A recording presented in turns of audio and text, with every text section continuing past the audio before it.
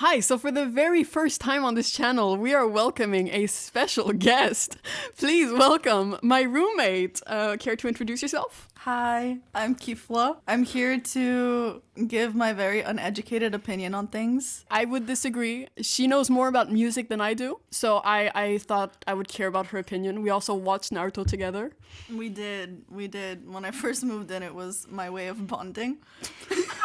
So she was indoctrinated from the start. I was whispering in her ear the whole time, so she knows all of my opinions more than anyone. And also, we are qualified for this because we saw these live. We did. Yeah, we did saw them. Like, honestly, it was an amazing experience. Yeah, we went to Toronto to see the Naruto Orchestra.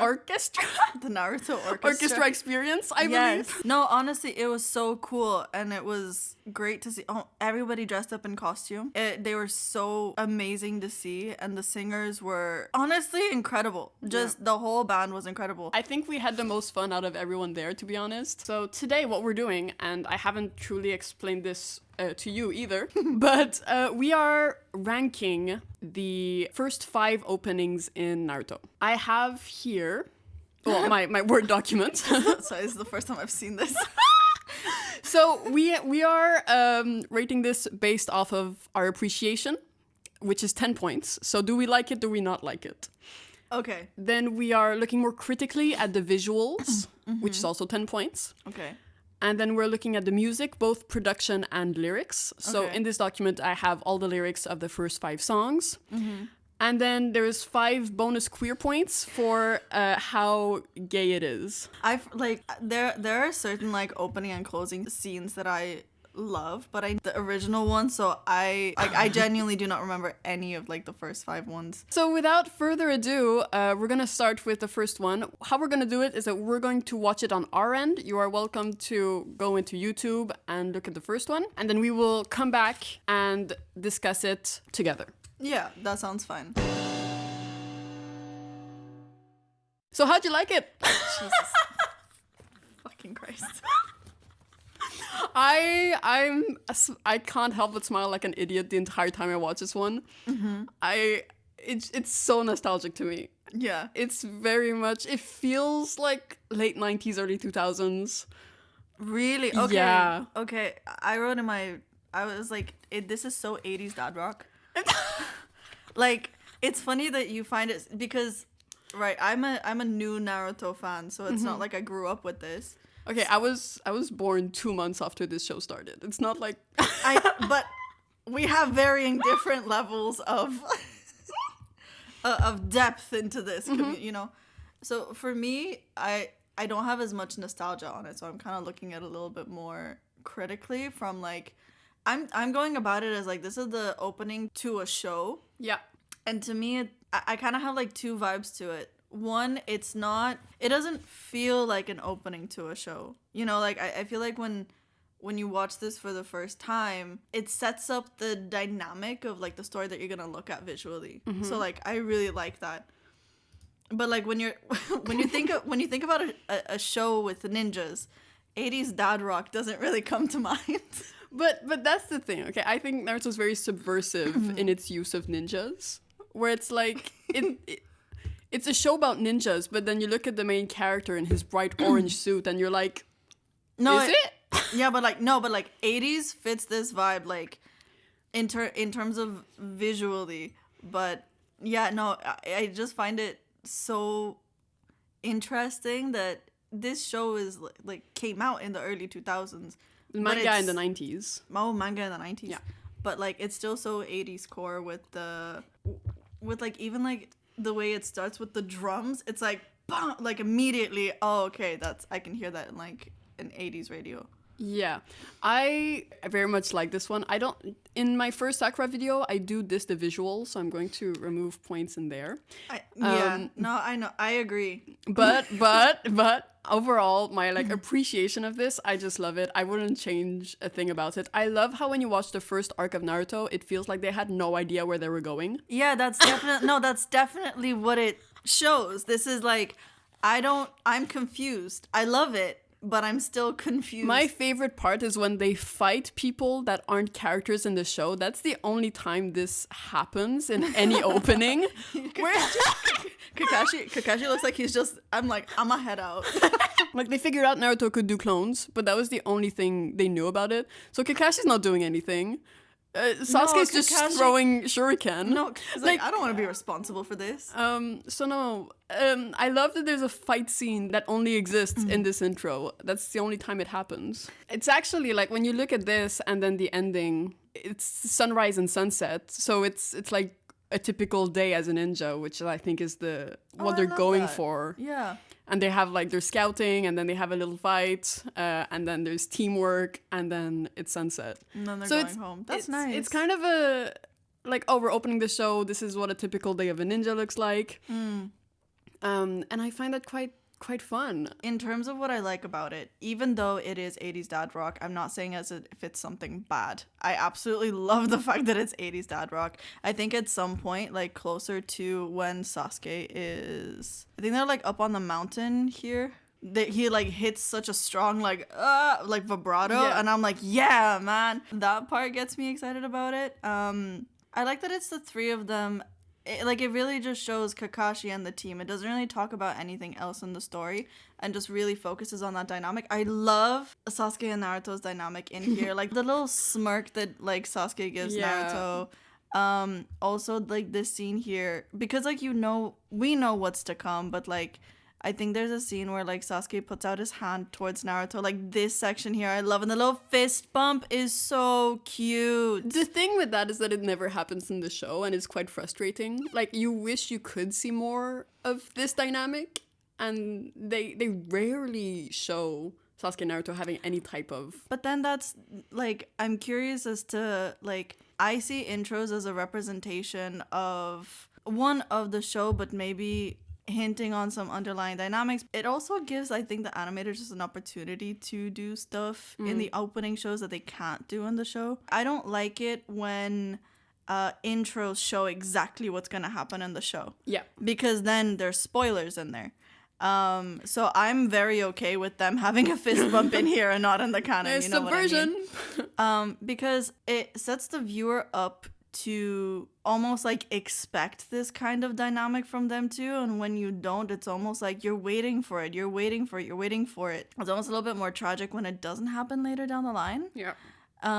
Which I think could also be a very smart move in terms of setting the audience up for an expectation, and that's also kind of outlined in terms of like Naruto's expectation of like friendship with Sasuke that still doesn't get fulfilled. Because he's put in this team, and he's quite. Like, at the beginning, like, Sakura's happy to be with Sasuke, but not Naruto. And then Naruto's happy to be with Sakura, but not Sasuke. And Sasuke's just not happy. He's extremely depressed. Please help him. I think, to me, this is a 9. I love this one. I wouldn't change it. I think it's a great intro that just reminds you of the simpler times in Naruto. You know, I'm currently doing my rewrite while I remove the war. And I kind of miss this. I'm on the cusp of like 6.5 to like. Oh, you're going in decimals? Yeah. Okay. Yeah. That wasn't part of the rules, so go ahead. You did not explain the rules. You were like, we have a ranking system. We're just gonna put it like A, B.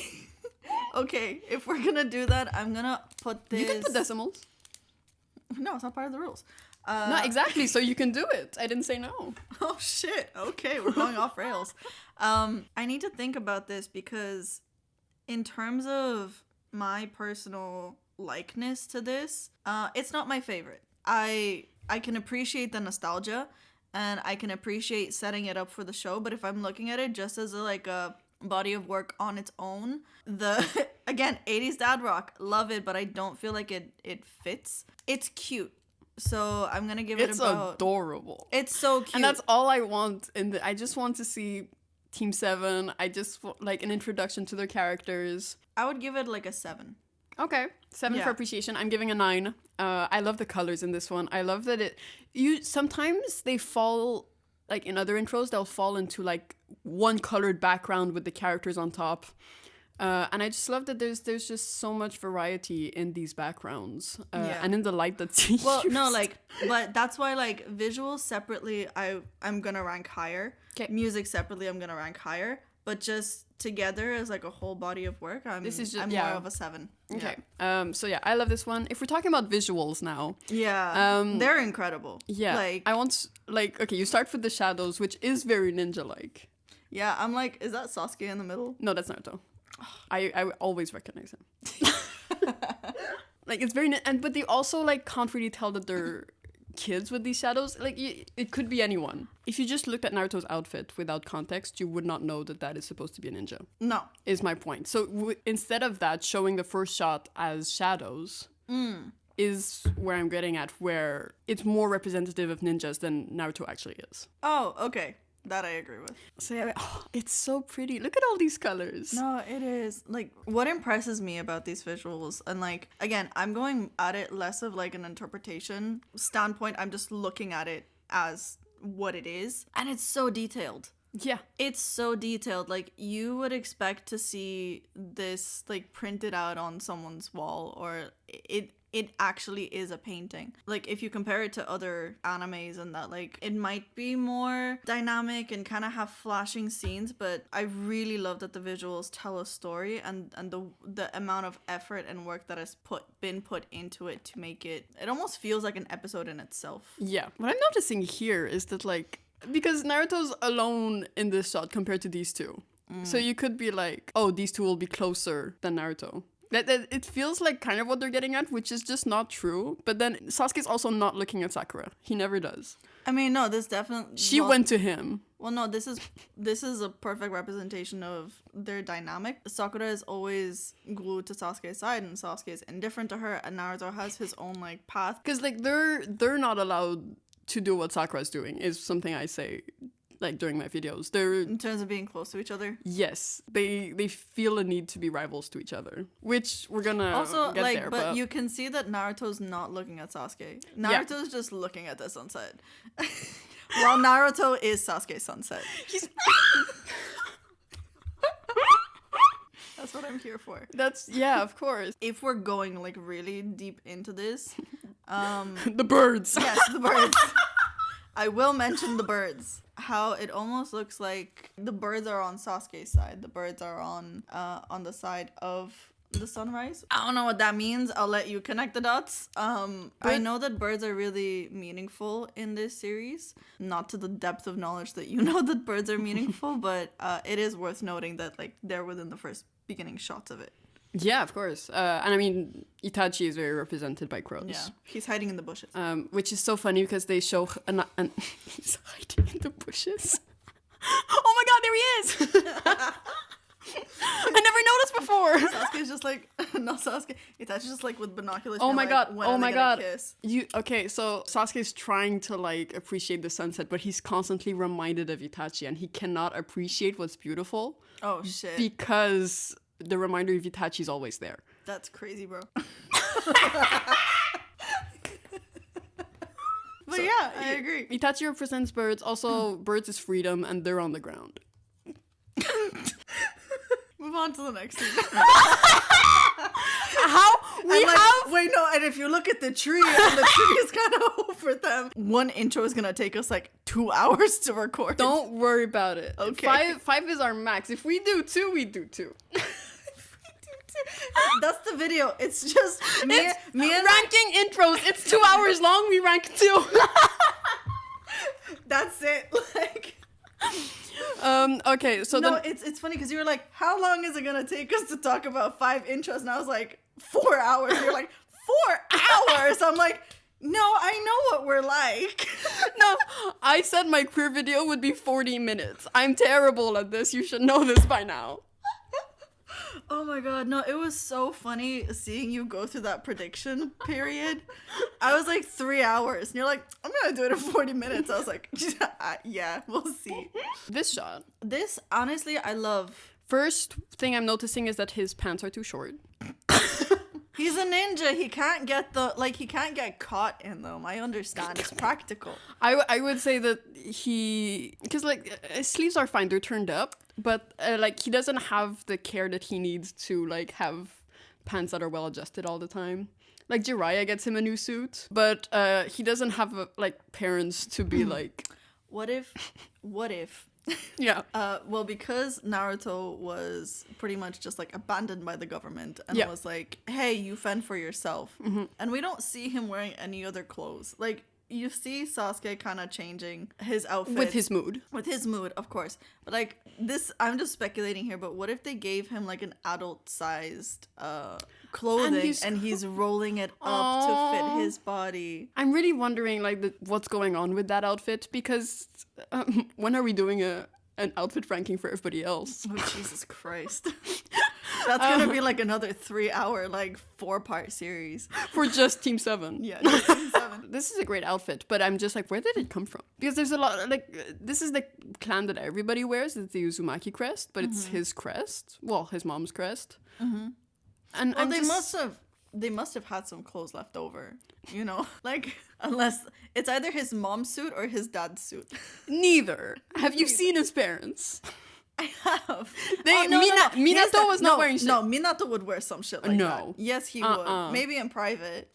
This was his dad's suit in private? I don't know. This could have been his pajamas. Also, his mother was the Uzumaki. That's why I'm like, his mother maybe. But I kind of do want to comment on like the fact that Naruto has a crest, Sasuke has a crest, but Sakura doesn't. It's hidden by her hair, which she's gonna cut soon. Oh, it's that. I don't think I've ever noticed her crest. Okay, her crest is a white circle. It's literally, I am nothing. Are you serious? Yeah. I thought she didn't have a crest. No, Like, it's a white circle. that is so boring. It's so bad. That's so boring. Because, like, we have Sasuke has a fan, Naruto has a spiral, Sakura has a white circle. A white circle. But it is hidden by her hair, which I like that she keeps it short for the rest of the show. And it's supposed to be her being more of a ninja. Listen, I feel like I should have been part of the Sakura hate video. Sorry, your Sakura analysis. No, it's criticism. It's not analysis. Criticism. Okay, fair. I just never paid attention to it then. To her. Yeah. Fair enough. It's not the focus. Also, can we talk about Sasuke's pose for a second? You know, I always want to talk about how Sasuke's standing in every shot. We can. I'll let you go off. No, we absolutely can. Knee bent. Hands on the hips. Both hands on the hips with a slight turn. He's so gay. We know. Like, you see, it almost looks like Naruto has, like, his hand in a fist by his side. Yeah. And Sakura looks like nothing. But also, like, Sasuke looks very comfortable. Yeah. Like, between the three of them, they looks very comfortable, and that also, like, is a representation of maybe, like, the amount of training that he does and that he feels ready. Like, he feels comfortable and that, like, he feels prepared to know what to do for this day going forward. Naruto is determined. Like, you can really tell each one's, like, maybe core feelings of this day. Like, Naruto feels very determined and he's like, I'm ready to fucking go. Sasuke is like, I'm comfortable to take on anything that is given to me. And Sakura, she is observing. Yeah, she's observing, never part of it. Yeah. Which is all of the fights for her this arc. Yeah. Observer from the side. Mm-hmm. Oh my god, but like hair in the wind. He looks great. Anytime Sasuke is on screen, Sybil is like, look at him! Look at my boy! If we're going like very gritty into this, it looks like he's a step back than everybody else. Yes, and we see it in the other shot too. Yeah. What if we're looking gritty? It looks like these are shoelaces. I was gonna say that, but then I was like, no, they're obviously birds. No, it's obviously a bird, but it looks like he didn't tie his shoelaces. Tied. Which would be a Naruto thing to do. Yes. They all... Okay, wait. Sasuke's left-handed. They put his stuff on the wrong side, right? I can neither confirm nor deny, as I do not know. Is Sasuke's stuff always on the right side, even though he's left-handed? I don't know. I'm like, we'll look at it in the second one. Yeah, you'll Google it next time. So once again, we don't see their faces. Yeah, like we see their shadows. We see them from far away, and we see them from the back, which is like crest before personality. Oh yeah. We don't get to see like them yet. Oh, the birds. Okay, this is an interesting shot to me because you're like, oh, it's being mysterious, and then he goes in your face and he says, like, "Come on!" And you're like, whoa. Like, but that's who he is. I was watching the sunset, I bro. was watching but that's how he is. Absolutely. He would disturb you watching the sunset by being like, come on. No, absolutely. It shows his personality so well. Yeah, and that's who he is as a protagonist, is someone who will act. I quite like this shot. And then, yes, name. Whoa. I talk about the why the show's named Naruto. And then he cuts through it. Oh, that's cute. I like that. Cute. And now, yeah, headband. Immediate focus on the headband. Yeah. That's like... Well, that's... To Naruto, it's his pride at the beginning. Yeah. He's like, I'm a ninja. That's my first episode thing. Well, yeah, he works so... He wants... Not that he works so... Yeah, you just corrected yourself there. It's because I'm sitting right next to you. And I know if I say you... You're like, no, he doesn't. No, I'm not saying he doesn't work hard. I'm saying he doesn't recognize the hard work of others. Yes. But no, he's so proud to have that band. Like, Yeah. He's like, you can even see it, like, in the expression in his face. Like, yo, I'm a ninja, Look guys! at me. Like, it's so cute. It's so childlike. But I also love that it's so childlike and he has, like, a dangerous weapon in his hand. Yes! But also, like, the headband becomes this controversial thing later in the show, especially on the hospital roof when Sasuke's like, no, I'm not wearing it. Yeah. And I was like, wait, not everybody is blindly following You're like- this regime? Not everybody wants this sick-ass headband. It keeps our hair back, guys. Guys! Guys, I can see better Also, with it. he looks so much better without a headband. Naruto? Yeah. I mean, everybody. I mean, yeah, everybody. It's not. I'm sorry. This maybe- headband is not like the most fashionable thing. No, and it sucks. Yeah. You see people wearing it differently. I like that, like, people style it differently. Yeah, as well. Shikamaru putting it on his arm. That's cool. Yeah, You no. know, around her waist. Awesome. Yeah, no, I love that. And, like, maybe that can also be tied back into here, and that, like, he's wearing it just like the traditional ninja way. Like, he's not adapting it, he's not changing it whatsoever. No, he wants He wants to be to part of the be- system. He wants to be yeah. Hokage. He wants to go up the ranks and be this traditional ninja because he didn't have a traditional childhood and he's chasing that. Yeah. He thinks that's the life will make him happy. Yo, He's wrong. he's wrong. Oh my god. I mean, no, I love him so much. we know. Look at the blue in his hair. Oh my god, yeah, they give him little highlights. He has highlights. He did that himself. Manic panic. Alone. That's why they're not. That's why they're like horizontal. No, and they're not. straight. They're not even everywhere. It's super Yeah. patchy. He's like, please ignore. No, he ended up putting it in and then washed it out right away with an identity crisis. He's 12 years old. It But, started. but even if you're looking at Sakura as well, like she's not wearing her headband properly. Properly? But like the typical Well, ninja, yeah, I think you she know- doesn't see herself as a ninja, and she does put it No. on properly, as you say, when she's fighting Ino. Yeah, that's because she kind of has to. It's an exam.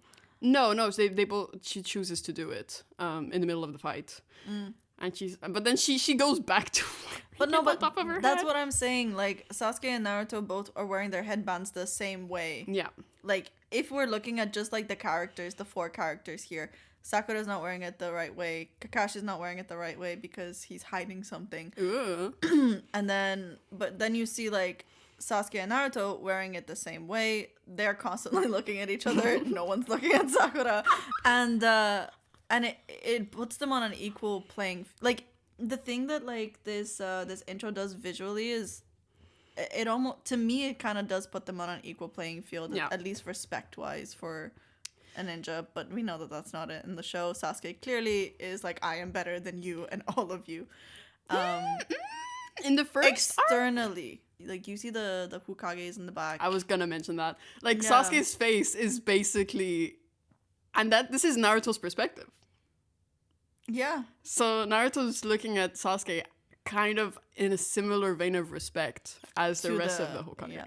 because he sees him like as the person he has to be like. Also, Naruto's father is hidden. So yeah, we have Minato that's hidden, and then Sasuke whose face is basically part of the rock. Yeah. And Sakura who's not part of this.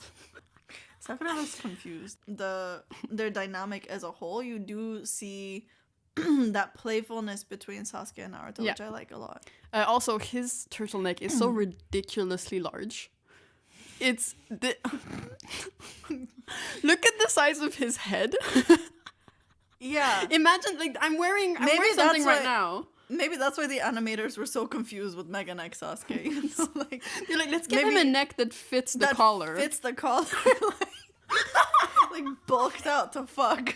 Like, this is my turtleneck right now. Imagine if it was down to But like here. that's like You can just grab that. you could you could throw shit in like if I was Naruto and Which you almost are. we'll talk about that later. Like if I was Naruto and I had like and I was a part of like a little ninja group and one of like my it's not the right word isn't colleagues, like classmates? Yeah, classmates. I call them coworkers. one of my colleagues then like had a turtleneck so large, I would be throwing so much shit at popcorn, leaves, twigs, like berries, fucking like we would be running through the woods and I would just be trying to like pop it in like a basketball net. And like I feel like after a while I feel like after a while Sasuke would hate me. No, I do get what you mean. This is my contributions to these analysis. And I appreciate it. But I'm just perturbed by how small his neck is and how big his collar is. I get that he has also to doesn't have parents to dress him. So his mom would have been like, darling. yeah.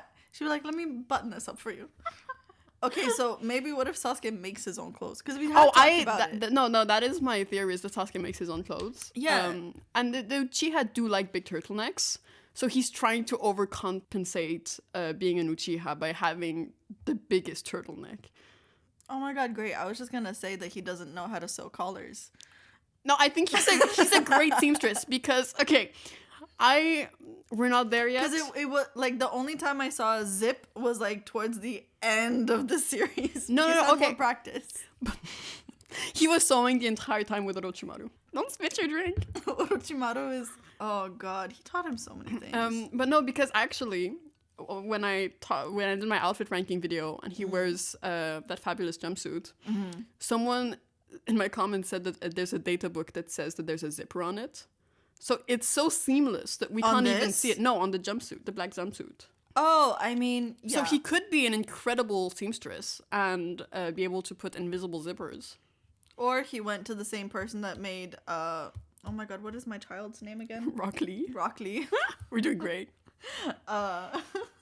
Because, I mean, yeah, no, I was going to make a joke that he went to Rock Lee's seamstress and just asked for Guy? the same suit. He went to Guy and he was like, hey, like this is so, he was like, Lee's in the hospital. He goes see Guy. He's like, Guy, do you have one of those, Guy, do you, but like listen, in black. yeah, like green's not really my color. Like I have a ton of fabric at home. Can I give it to you and you just make me a suit? No, you know, like those people who like boil pots and like put Oh clothes my god, dye. he was stole- dyeing it. He sewed the Uchiha crest on it, and that's it. Guy was so excited. He was like, "Kakashi, watch how your student's gonna get here in my outfit." And then he's like, "Why is it cropped? Why? Oh my god. Why is it black?" Like, no, that is such a Sasuke thing to do. He modified it. He modified it. Anyway, let's get back to this. He's not even wearing it. We're going off rails. Anyway, what I was trying to say is that he's a great seamstress. Moving along. I agree. Yeah, Sakura's just there. She does look very cute though. Oh, it's a great outfit, and it's a much more reasonable color. Like, that is not Sasuke's angle. No. Sakura has so much, like, this is the biggest thing about Sakura, and like, it's her potential. Yeah, and her potential hurts. It's not the character that I necessarily hate, but it's just the fact that like the writers didn't make her live up to her potential of a character that she could have been. Yeah. And like in this opening sequence, like you really can tell that they didn't know what to do with, because she just, like, they knew that they wanted something with the color scheme of them too, because they look really good together. But, yeah. But in terms of like her, it's either that like her positioning as a character was set from the very beginning to be a disappointment, or they were still trying to figure it out, and then maybe just naturally her character got put on the sidelines for it, but watching this like intro visually also does make me a little bit sad, and just like knowing the context of like what's to come. But because the thing is, if she was transformed as a character after the Chunin exams battle, where she cuts her hair, it would have been fine. I would have been fine with her being boring and bad in the first arc if she changed. Like, me too. Like, I remember when we were watching at that moment, I was like, oh, this is like her redemption. This is where like something really happens, and then just nothing. Yeah. So now we can. Oh, my king. Which there's something I really. My husband. He wears the headband really well. Honestly, he hides that secret so well. No, but I love this. He's so friendly and he's so welcoming, and like he is that teacher that like really doesn't care about like the structure of lessons. Like, I have something to say. Yes.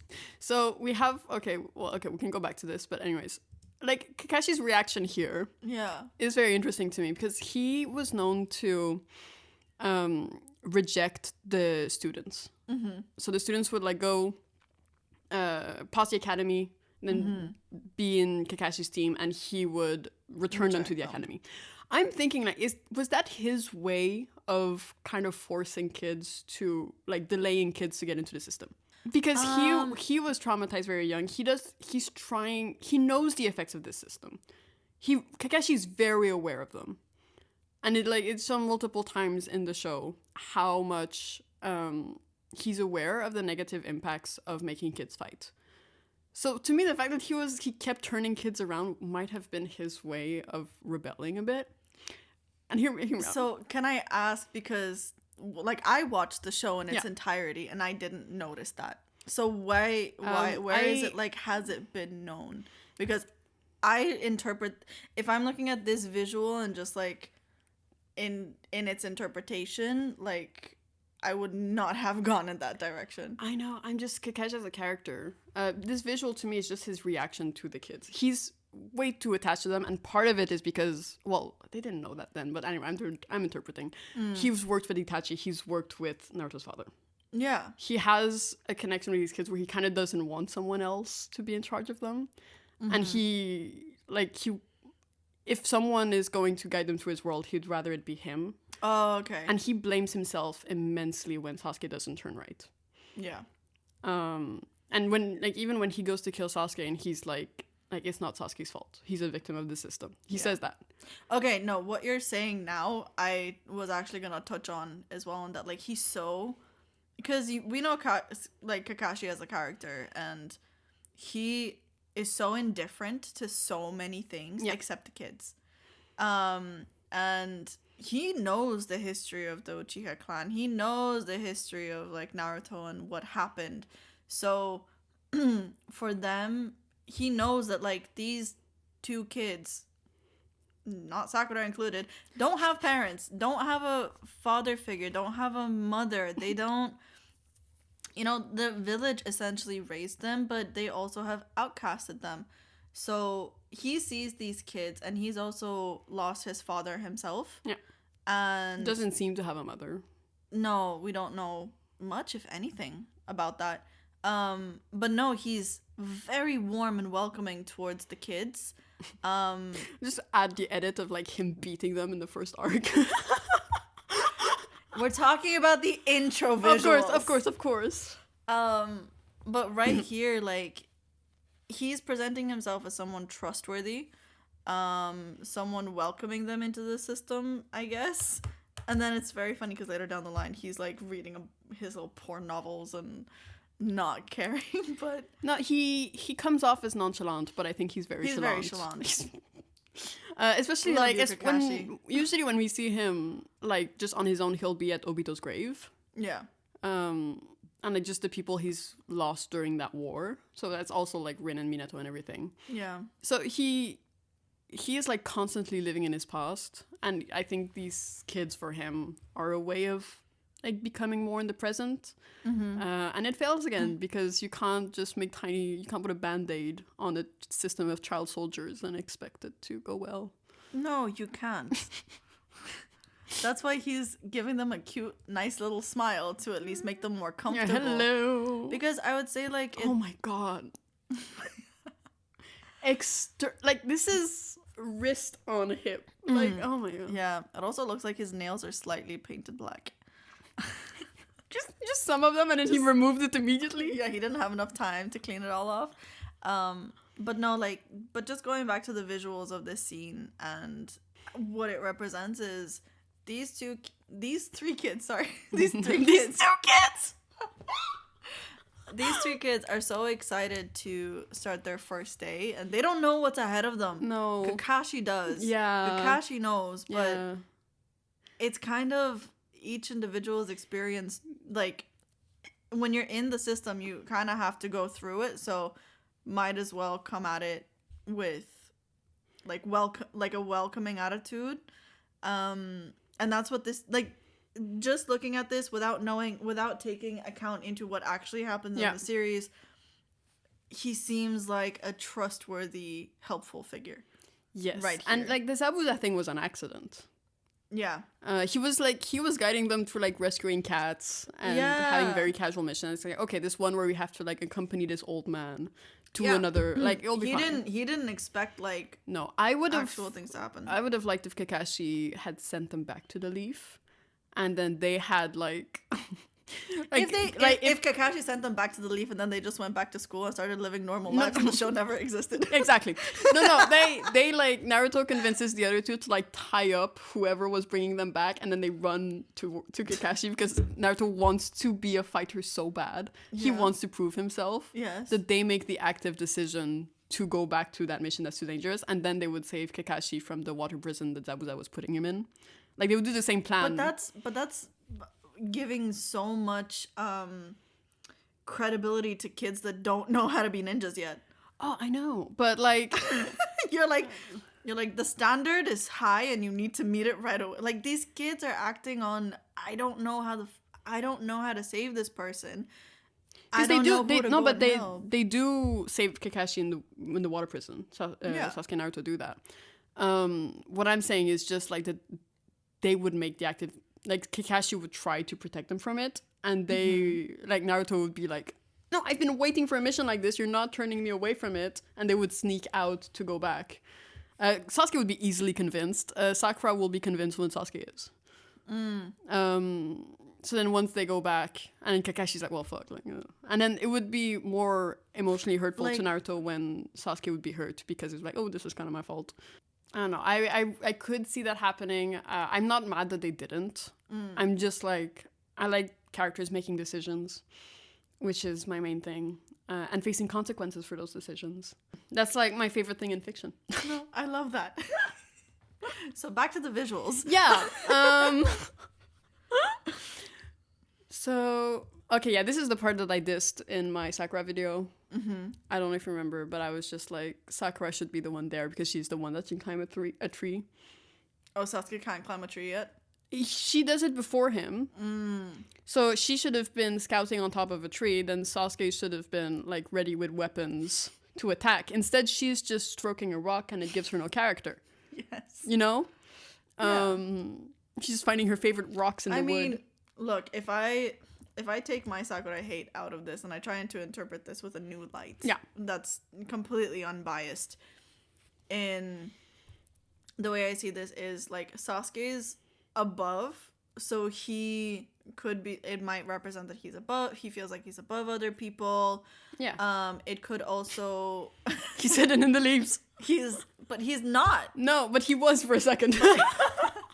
But here he's actively not. Yeah. You know, here he's above the leaf. Yeah. Here, he is above the leaf. Yeah, here he's above it. He's looking down at everything from, like, he can see things from a different perspective. Yeah. Maybe that's why, like, if we're looking at it from more of a... No, like, why they did this, I see why they put Sasuke there, but it's just so damaging to Sakura. Yeah, and then, like, you go to Sakura, but, like, again, I'm trying to look at this... She's not even hidden by the rock! I'm trying to look at this in a way that is not biased. Yeah. As if, like, I've never watched the show before. And so... What is she doing? Here, I don't know, she could be, like, creeping down, trying to observe the situation. like the way I see it is like also a massive difference between Sasuke and Sakura, in that like Sasuke is so high above and Sakura is literally as close to the ground as you can get. Yeah. She's literally touching a rock. Yeah, and like that could represent the distance between the two of them, but they're both like but they're both observing things just in a very different way and with like a very different perspective. That's what I'm looking at with those two completely different, unbiased, not knowing the you show. could also say that Sakura and Naruto, who we won't see, are in the forest while Sasuke is not. Yeah. And that is them being more absorbed in the system while Sasuke sees above it. Mm-hmm. He understands more why it's broken. Yeah. He leaves it. Mm-hmm. He sees the flaws in the system a lot. Like Naruto, it takes him until Shippuden to be like, oh no, oh, and then still he stays in the forest, you know? He stays hidden in the leaves. But this shows a perspective from the very beginning that no one else but Sasuke would know because he was part of the Uchiha clan. Uchiha. Una chica, Sasuke Uchiha. That's my 2 cents on this scene. Of course. And then we have Naruto, of course, who is really representing being a hard worker in his show. This is really how you portray someone who works hard. Yeah, absolutely. No, bro's tired. Dude.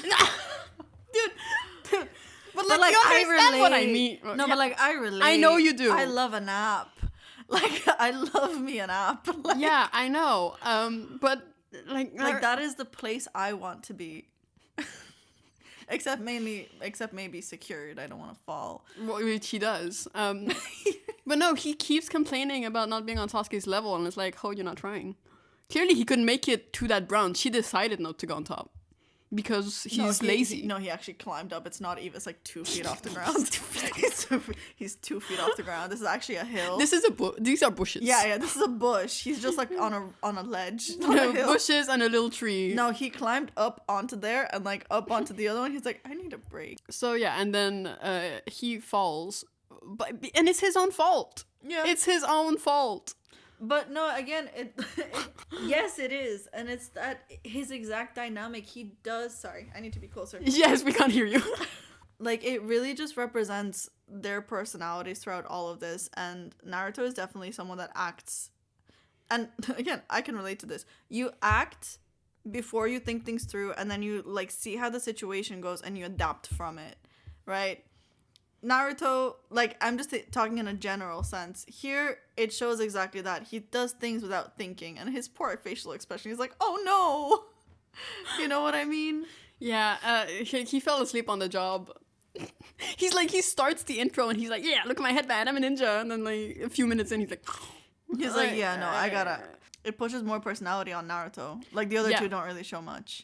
And then we have our little fighting scene, which starts with Sasuke, interestingly. What are these toes? Oh my god. Toes in the show. They insisted on drawing everybody's toes. So many toes. There's so many toes. Quentin Tarantino would have a field day. Like, oh, they are challenging each other for their love of toes. Yeah, no, sometimes they're rivals. Sometimes like it's literally a shot just of toes. Yeah, but no, also inward knee I feel represented. Feels sad. I can't wear my what are they called? Converse. No. My sand. I don't know what they're called. Sandal. He is Disney-ing. He's Disney-ing.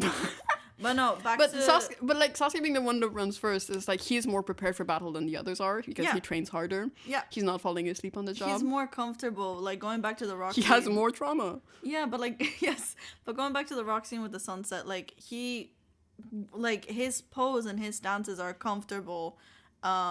He feels prepared, and so it would make sense that he's the first one to run through. I mean, the gag is he is so insecure. Yes. But Naruto never sees that. Naruto is unable to recognize that Sasuke is insecure, which is why they fall out so hard. Yeah. So yeah, Sasuke runs first, and then ooh, you can immediately see the technique. Yeah, they always do this with Sasuke. Did he throw away his axe? No, he kicked it out of his hand. Did he? So he runs, dodge. Oh, he does kick it. he does. Good Like job. this is like technique. He's so cute. He's just he loves kicking people. He does. He loves taijutsu. He loves weapons. But also it positions him as almost the lead. Like, it's funny because it positions him as the leader of the group. He's going to run first. He automatically knocks down the first guy, like bad guy. He comes in with the technique. You see Sakura just running behind him. Oh, look, he's on the floor immediately taking out the second one. No, immediately, like, every single thing that he does is meticulous and thought through. And I love, oh my god, I love... Which, honestly, if we talk about the previous scene, it does tie in super nicely that Naruto falls from a tree because he didn't think, and then immediately you see Sasuke and he's like, boom, boom, boom, I get shit But done. that's because he trained for it. He learned these things. He made the effort. And you can tell that this is a fighting style that requires effort. He's not standing far away in a tree using genjutsu because he's an Uchiha. He's not even using Sharingan. No, he's just not trained using... himself to be able to not rely on it because he has no one to teach him also. But yeah, he's just taking out these guys. Sakura has his... What is he wearing? Wait, a sports bra. A binder. A binder. I don't think she touches him with a knife. Does she? Does she cut him? Maybe? What? Sorry, Looks go like back. it. What is he wearing? Who are these people? No, really. If these are bad guys, they are so ill-equipped. It looks like he's holding the axe on the wrong side. Yeah, man. Like, Whee! no wonder. Woohoo! No, he did drop it. He did drop it Yeah. because he didn't hit him properly. What if it's... No, hold on. What if these guys are paid actors? Aww, by Kakashi? Yeah, just so that, Aw. like, their first fight can be safe. Aww. Well, there's kind of a scene like this where, like, Kakashi pretends to die and he lets them... Do you remember that? Yeah, no, I remember I had a crash out. No. No, in this no, one. no. He pretends to die, and I wasn't talking about when you cried at the pain fight. Dramatic. But no, he pretends to die and he lets them defend themselves just to see their skill level. So it's kind of... I love teachers like that. His palm is so huge. Listen, we can't No, dissect the date frame wait. by frame. Okay, we see Kakashi He reading... shot himself. He shot himself? Yo, Sasuke cannot shit himself in those pants. No. Those are... He can barely fall on the ground. And to me, like, I talked about this in my Sasuke outfit review, but, like, these are... Wearing white pants as a ninja is really a sign of, like, I don't think I'm gonna fall down. Because it's embarrassing. Yeah, it is. If your pants are brown after... No, that's he doesn't true. want brown pants. No, that's true. That's yeah, that's a good point of, like, it's a little statement piece. It's a statement piece. Kakashi's reading, which is great. I love that we don't know it's a porn book yet. It's great. Is this a woman? I'm not sure. It does. You know what? Doesn't matter. Doesn't matter. Doesn't matter. Because... Oh, shit. Sorry, that... Sorry, it comes out of nowhere. Yeah. That's a guy Kakashi trips. Oh, nice. Yeah, no, like, I love the details of, like... Because we're going frame by frame. Yeah, we really are. And we're, not even halfway through. No, but the ending is nothing. Don't worry about it. But no, definitely, like, you can see the skill level Yeah. that these kids already have. Yeah. Sakura's kind of holding her own over there. Yeah, for sure. I just love the fact that, like, that's insane. Like, that's the Kakashi thing. doesn't give a fuck. Oh, no, it's really funny. He's walking away. But also, like, it shows the confidence of how easy these fights are for him that he doesn't even have to pay attention. Kakashi, watch out! Kakashi! Oh no, he's wearing AirPods! Wait, how does he dodge this? He literally He goes just dodges? in between. He goes in between them and trips him. Oh my god, he's so cool. I know, I love him. Oh, he's throwing his little ninja stars. Why I oughta? But also, hold on. We're joking about all of the side scenes, Yeah. but it's so impressive on how much effort that they have put into this opening. Oh, it's ridiculous. scene. Like, visually, it's so. This is Look at also, the background. Hold on, but also this is why, like, the 80s dad rock song, like, frustrates me a little bit in that I love the 80s dad rock song. Maybe the lyrics, because I don't know the lyrics in English yet to fully understand what they mean. My opinion might change as we go through this, but So much effort has been put into the visuals and the thought of the meaning behind it, put like on how these characters interact, but they've even thought about how these side characters that aren't even in the show are gonna like go after Kakashi in the background. Like, that's so much. And then just to put like that song behind it, that's the juxtaposition for me in that regard. But when we get to the music, maybe that'll change once I dissect it a bit more, because I haven't dissected that song in as much detail as I have this. But no, I absolutely love this fight scene. And this is, once again, Sasuke's Ninja Stars. Character that's not in the show. It's funny.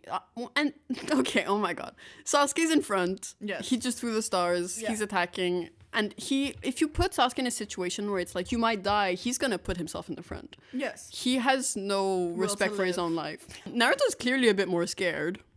You can immediately see. I wonder, because... And Kakashi's like going for the weak one. Yes. Because Kakashi, I feel like he knows, and he's always known. He's ready to protect these kids. Yeah. But like, he knows that like Naruto and Sasuke will be okay. Yeah. Sakura, even her face here. Yeah. Because she can't dodge. She cannot dodge. She wouldn't dodge. So yeah, they're fine. Yeah, immediately he's he's flipping. But immediately he's saving her, and that is in the opening scene. That's the dynamic that they're setting for her character. Yeah, she is she will need to be saved. She needs to be saved. She's basically just like a passenger to make the stakes higher, because she is a victim in every situation that she's in. She is not like, they have to survive because they have to protect this innocent bystander. Yeah. Who is Sakura. That's so sad. Like, they're part really of the fucking team. Sad. Yeah, it's so much detail. This is 5 seconds of going back. And Naruto doing his shadow clones, which once again is just his brute force. Yeah. He dives into things head first, like. But yeah, head first without thinking, but also like, he stole the scroll, he learned it immediately because he's an ultra prodigy. Yeah, but even just looking at like, keeping it back to the visuals here, like, it shows a power that like none of them have. They're like, Naruto's gonna have clones, we don't know about the rest. Yeah, we don't know about the rest. Like, it really positions like Sasuke is the technically skilled one. Yeah. Naruto is the brute force. And almost has like things outside of him helping him. Like, outside forces, which is the clones. But also like, it's Jiraiya, it's Kakashi, it's everybody around him who's protecting him because of who his parents were, and he has these powers because of his lineage. Yes. So no, he is like surrounded by people who protect him. And even though his whole character thing is being alone, he's not alone. And his whole power is like surrounding himself with himself. Yeah. Because he's had to, even like, he's still alone. Like, he still had to get used to his company and struggling with making friends and stuff like that. But like, he is so strong-willed, and in a way it's made him like, it's made his personality, like, it's enough for 1,000 people, you know. Yeah. No, that's a good point. Yeah. That's just a good point. Yeah, it's just Naruto's... I mean, it's interesting because I feel like clones are an unusual jutsu for a protagonist to have. Why? I would expect something more like the Rasengan. A hit, but you know? Isn't this like one of the easiest jutsus you can learn? Jujutsus or whatever. No. The shadow clone is banned because of how hard it is. No, never mind. There's normal clones, which Sakura can do, so it's easy. But shadow clones... Oh... Because I remember, this is just me trying to remember. So clones will just mirror what you're doing to like confuse the enemy. Shadow clones is they fight independently. They become you, and they have like your brain, and they can develop a memory. But I think also this scene is important, that it's setting it up to be more than just a ninja show. In that, like, I feel like when you think about ninjas in just the regular sense, you don't really think about superpowers. Yeah. You know, like, you don't think about, like... You're right. Because that's, like, if we go back to, like, the beginning shot, like, how much are we in? Like, halfway in? No, we're... Yeah, no, like, we're almost a minute in, and so far, it's only just been regular ninja stuff. You're right. Like, only regular ninja stuff, and so now a minute in, you see a superpower, and you're wondering, what the heck... No, I hadn't considered that. And it almost makes you see the show a little bit differently, and I like it because it captures your attention. They took a long time to introduce that, and they focused a lot on the characters' personalities before they even got to the magic, quote unquote, magical superpower that they have. Yeah, because and you'll see throughout the show that it's way more about the characters and the relationship to each other. Yeah. Than the powers. Yeah, like the powers that they have are secondary to the story. Even though it might feel like it's over consuming at some points. It's over consuming in some conversations amongst fans, but no, like this show stands really well on its own without the powers. Like when I talk about what I like about it, I'm not really talking about Naruto making clones. No, it's always the interpersonal relationships that that kind of grab you. And you're right in the fact that like the whole time that's what they focus on. They're like, these are the differences between these characters. This is how they see each other, how they interact with the world. And it's only until like you're entering. By the way, there will be cool fights in this show. Like he can clone. This isn't just about friendship. No, he can clone himself. Yeah. Very cool. He bang Uzumaki barrage. And he misses. He doesn't. Go back. Oh, it looked like he missed him for like a split second. That would have been hilarious if he did. I mean, that would be very Naruto too. For his clones to actually do the work, and he just goes. The colors here are so beautiful. Made by Hound Dog, by the way. This is the artist. Ain't nothing but a hound dog. No, he's tired now because making clothes is very tiring. It's supposed to be. They forget that later in the show. Yeah, but it's supposed to be. And then, oh my god, Sasuke sees him, walks towards, Sasuke sees him. What's the first thing he does? Hand on the hip. Hand on the hip, you gotta. Like, hands in the pocket, sure. Behind the back, oh my. Like, Kakashi actually tied all of them up. Oh my god, I never noticed! That's so great. Aww, like they're so cute. He's just, I love the way he's posing. He's always posing. Yeah, and also this is coming from Naruto's perspective. And look how beautifully lit up Sasuke is. Sakura, you cannot even tell her facial features. Like that is 2 dots on a line. Yeah. No, it definitely positions Sasuke as like the number one relationship. He's supposed to be madly in love with Sakura right now. I feel like that's a whole separate video we could make. Like, he's supposed to be head over heels for this girl, and yet, who is in the front of the frame? Also, Sasuke, when Sasuke puts his hand out, he puts it out as, like, to help him. Mm-hmm.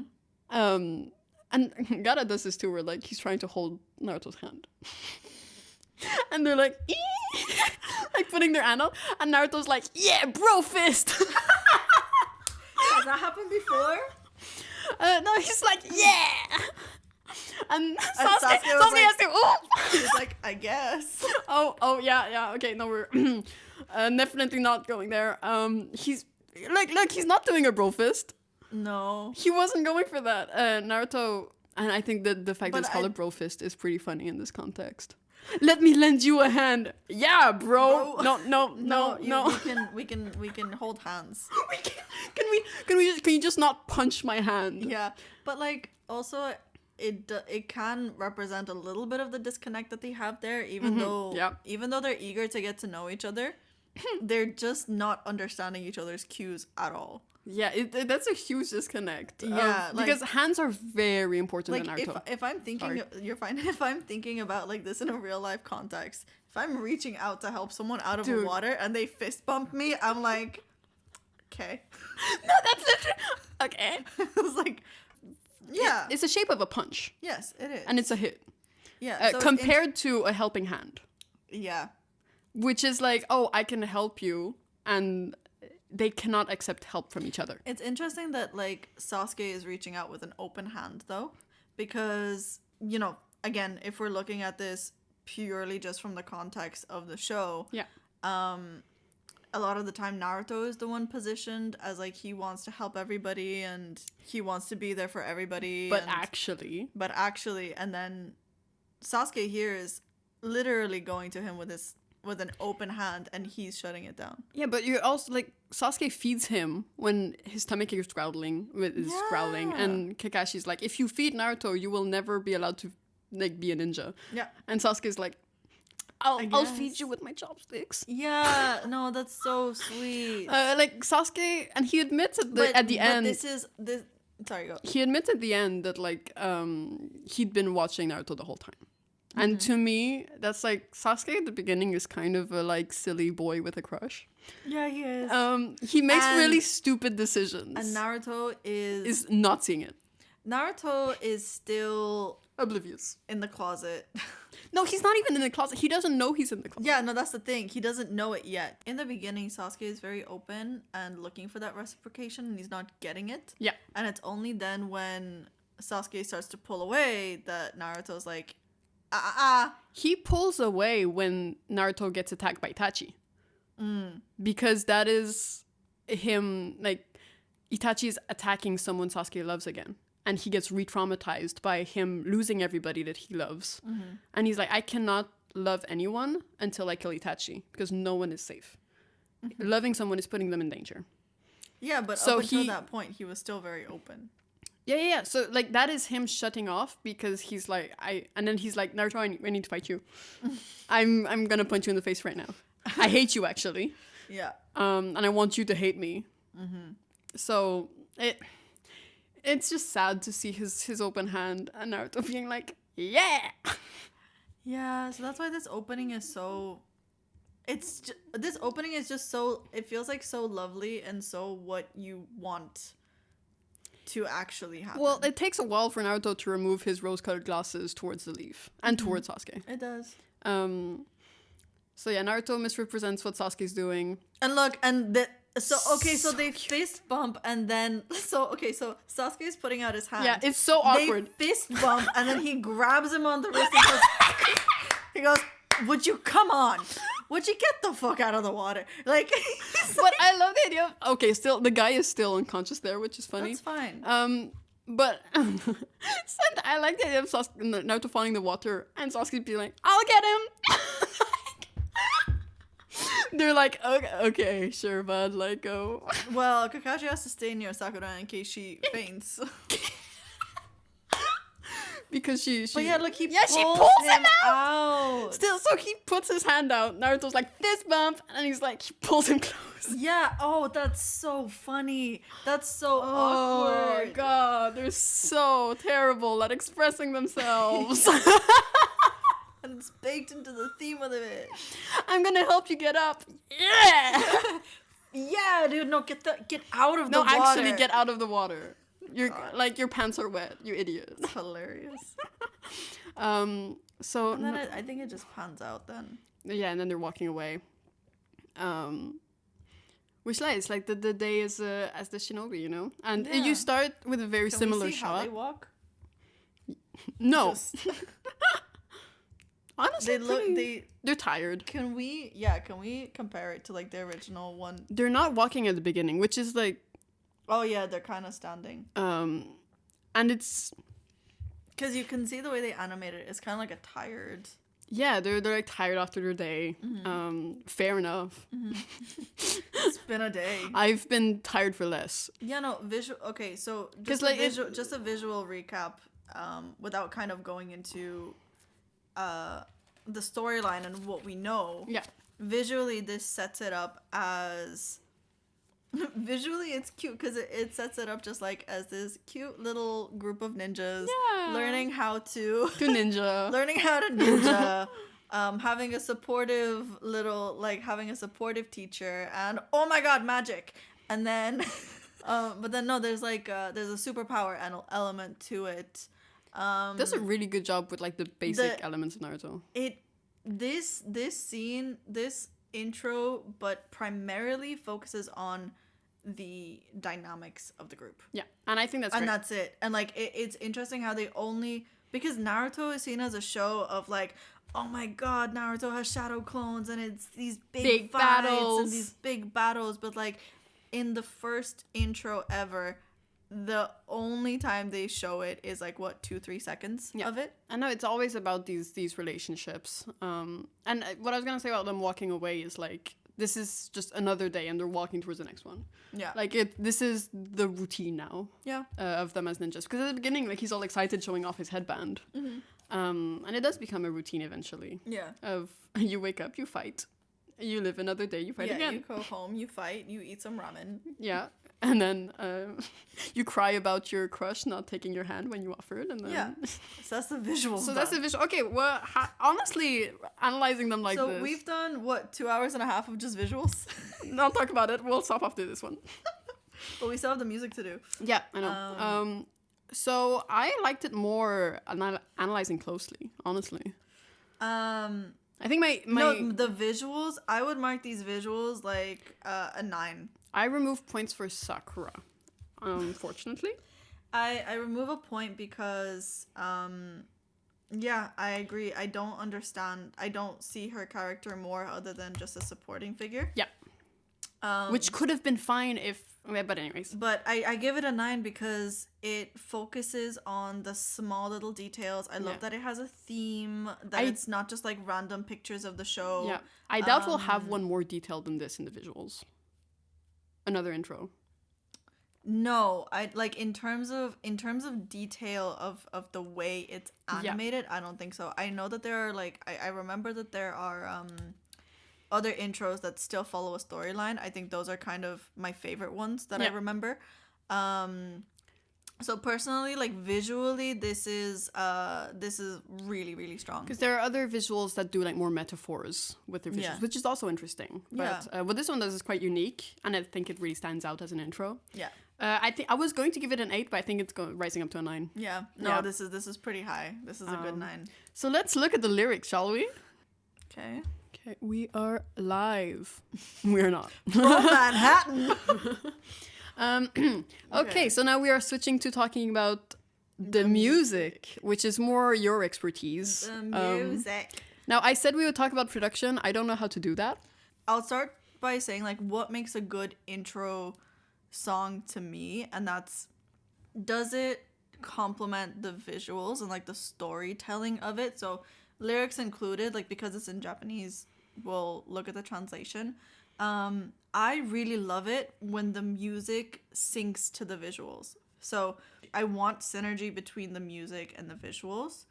And then also just how much do you like the song? Would you listen to the song on its own? I've had Naruto songs that have been in my 100 most listened to songs of the year. So yeah, like that's what makes it from like a music standpoint. Like for me, I'm like more critical when it comes to music. It's so rare that I would actually save a song from it. I think honestly, do you have a favorite opening song of all time? I do. Honestly, like Dandaran. Okay. Peak. Like I loved it. So yeah. I'll go for that one. I don't remember the name of it. Yeah, to me, in Evangelion, this main song, which is "Cruel Angel's Thesis," is I listen to that song all the time, and just the visuals match it to, like, it scratches my brain in the best way, and I love that intro so much. I watched it for every single episode. Yeah, no, genuinely, it's the Dandaran one is called "On the Way" by Aina the End. Okay. And it was actually on my top 5 played Spotify songs. Because the thing is that I don't watch, like, I'm pretty new to animes. Yeah. Like, it's only in the past couple of years. So I haven't watched enough to have, like, favorite opening song of all time. And I feel like that's very, very aimed at animes. Yeah. I don't want to reveal which one is my favorite yet. But I can say that it's not Silhouette.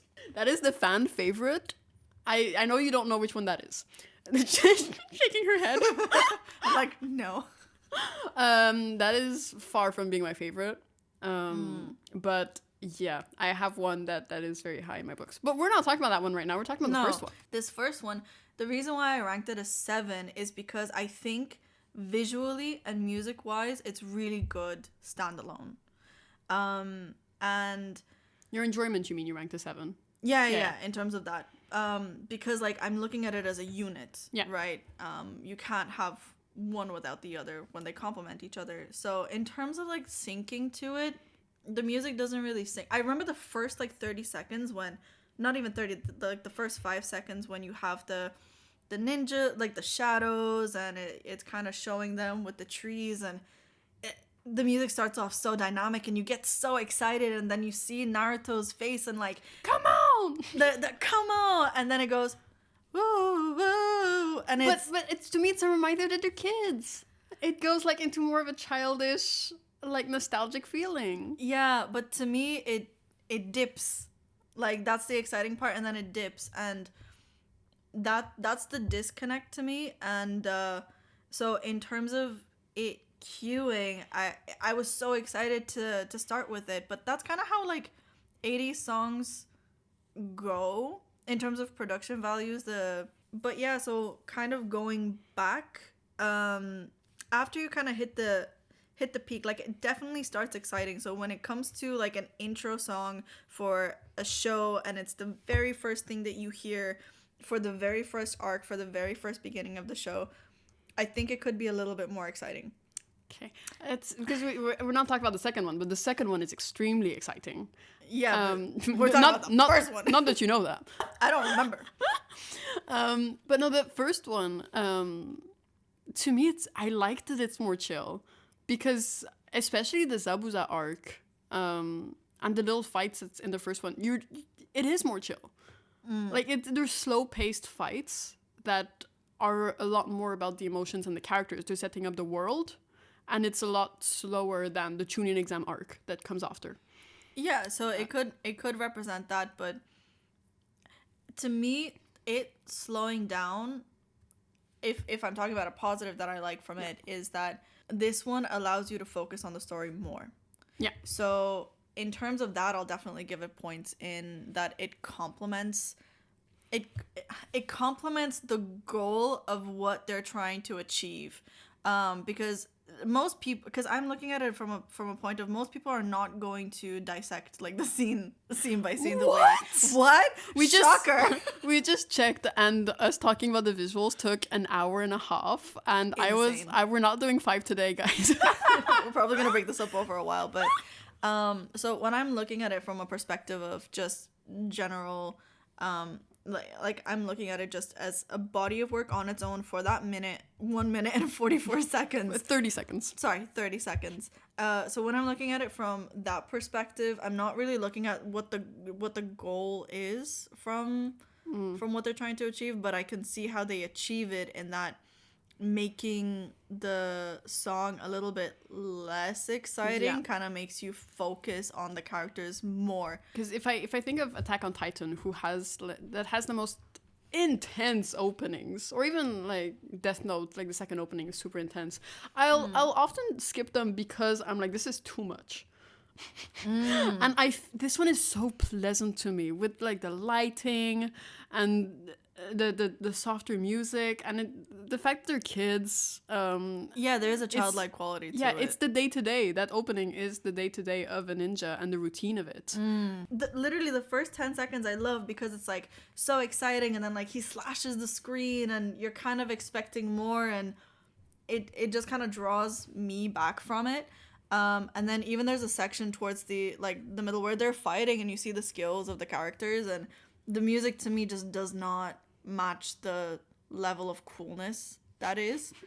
Because it is like, the scene is so cool, like they're showing their techniques, and to me the music just does not complement the dynamics that I'm seeing visually. As a song itself, production wise, it's so 80s, it's so dad rock, it's it fits the vibe, it has the right tones, the singer is fantastic. I wouldn't necessarily listen to it myself, but when it comes to complementing the two, I think it definitely adds to the vibe that they're trying to achieve for this, and they're succeeding in that. It's just not my personal preference. Okay. I like how pleasant it is. I just feel like it's such an easy listen, but it's also fun, and it makes me more nostalgic for the beginning of the show than it does make me excited the first time I watch it. So I feel like it's good to like, it's better on rewatch in a sense, because when you start the show again and this starts playing and I'm like, oh my god, this show is so good. Yeah, no, I can see the nostalgia factor for it. Yeah, definitely. And not even like growing up with it, but just rewatching the show a second time, and you're like, oh my god, they're so cute. Oh, they were babies. It definitely, yeah, no. When you're when you're looking at it from like a bodywork as a whole, like every single intro series, when a show typically gets popular, that's when more animated, exciting music comes in. So going back to, it feels like going back to the start, and it definitely feels like a start. I also think it ties into just your and my personal music preference taste. Yeah, I'm very slow. Yeah, we have very lyric based. Yeah, I listen to the music aspect a lot more, and not that I don't listen to slow songs, but maybe it's just not my vibe. Yeah, it's very much mine. Yeah. So understand, we have very different preference. So I like this one. Let's look at the lyrics. Yeah, let's look at the lyric. I'm curious as to like what they say and how they add so to this. what I did... oh my gosh, so professional. Right? Okay, so I put myself into DeepL, which is a translation app. And I took the lyrics usually from Genius. Otherwise, there was one time where they didn't have it on Genius. So this is a translation that was made, and this is me just putting the Japanese lyrics into a translation. Oh, just in case. Okay, fair. And usually, is there much of a difference? There can be. Oh, okay. I was just like, for sometimes the confusions and mistranslations, just wanted to give us two options. And if there's one longer than the other, it's because one is the full version of the song and the other one is the show version of the song. So would we look at only the show version of the song? Yeah, but sometimes I found things that were fun. Okay. Sometimes you just want to mention it. Sure, let's go into but it. yeah, so should I read it? Let's sing it. Come on! No. Please. I'm gonna get outsung. Okay, so I will read the first paragraph. So, come on. You know that one. Running like a fugitive, being chased by something. Inside my heart is pounding, my throat dry like it's withering. Immediately, that makes me think of both action and love. Does that make sense? Yes. Oh god, this feels like poetry class all over again. Which, like, I do quite like it. The translation is so different. I know, which is why I included it, because when I saw this, Hurrying as if it will end, my heart beats wildly, not for anyone else, not belonging to anyone else, our present moments. Sorry, that's so different. That's why I included it, because I'm like, there's too many mistranslations to not consider both. I know. So the Genius one is what is like officially released? No, it's not even official. There's no official release, which is why. But it's like and people... how accurate is DeepL? Like, quite accurate, but then again... I don't know. Like, I'm sorry, my throat dry, like, because if you look at the Genius one, there's so much less emotion. I'm running like a fugitive being chased by something, inside my heart is pounding. Yeah. It's very physical, but the DeepL one, hurrying as if it's till the end, like, my heart beats wildly, not for anyone else, not belonging to anyone else. Like, it's our present moment. That's so different. I know. That's why when I saw these, I was like, okay, I should include both. Yeah. But no, I think in both cases, it's really about like your heart racing for something. Yeah. Being excited about something. Yes. Which is great for like the opening lines of the show. Yeah. And especially when I say that it's love and action. Not for anyone else. My God.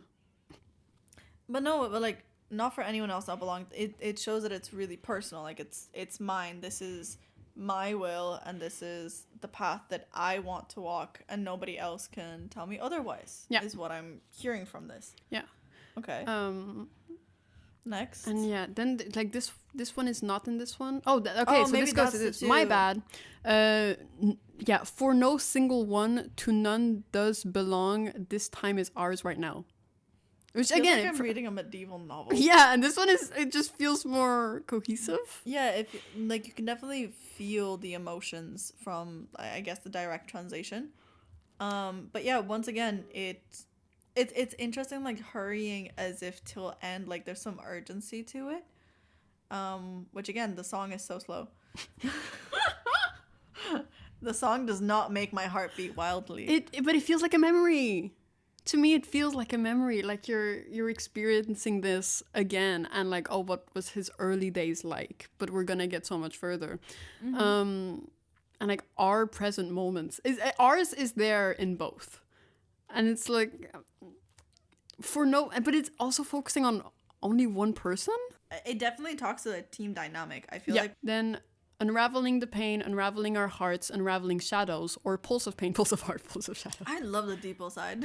Right? Yeah, Genius is so boring. I It's interesting that they mentioned pain. Okay, it's interesting that they mentioned all three of those things. We mentioned shadows when we started Shadows is talking about it. It's interesting how the lyrics, I guess, add that more the darker element Yeah. to it, because there is a dark element of the show Really? that you don't Really? really I'm gonna really drink water.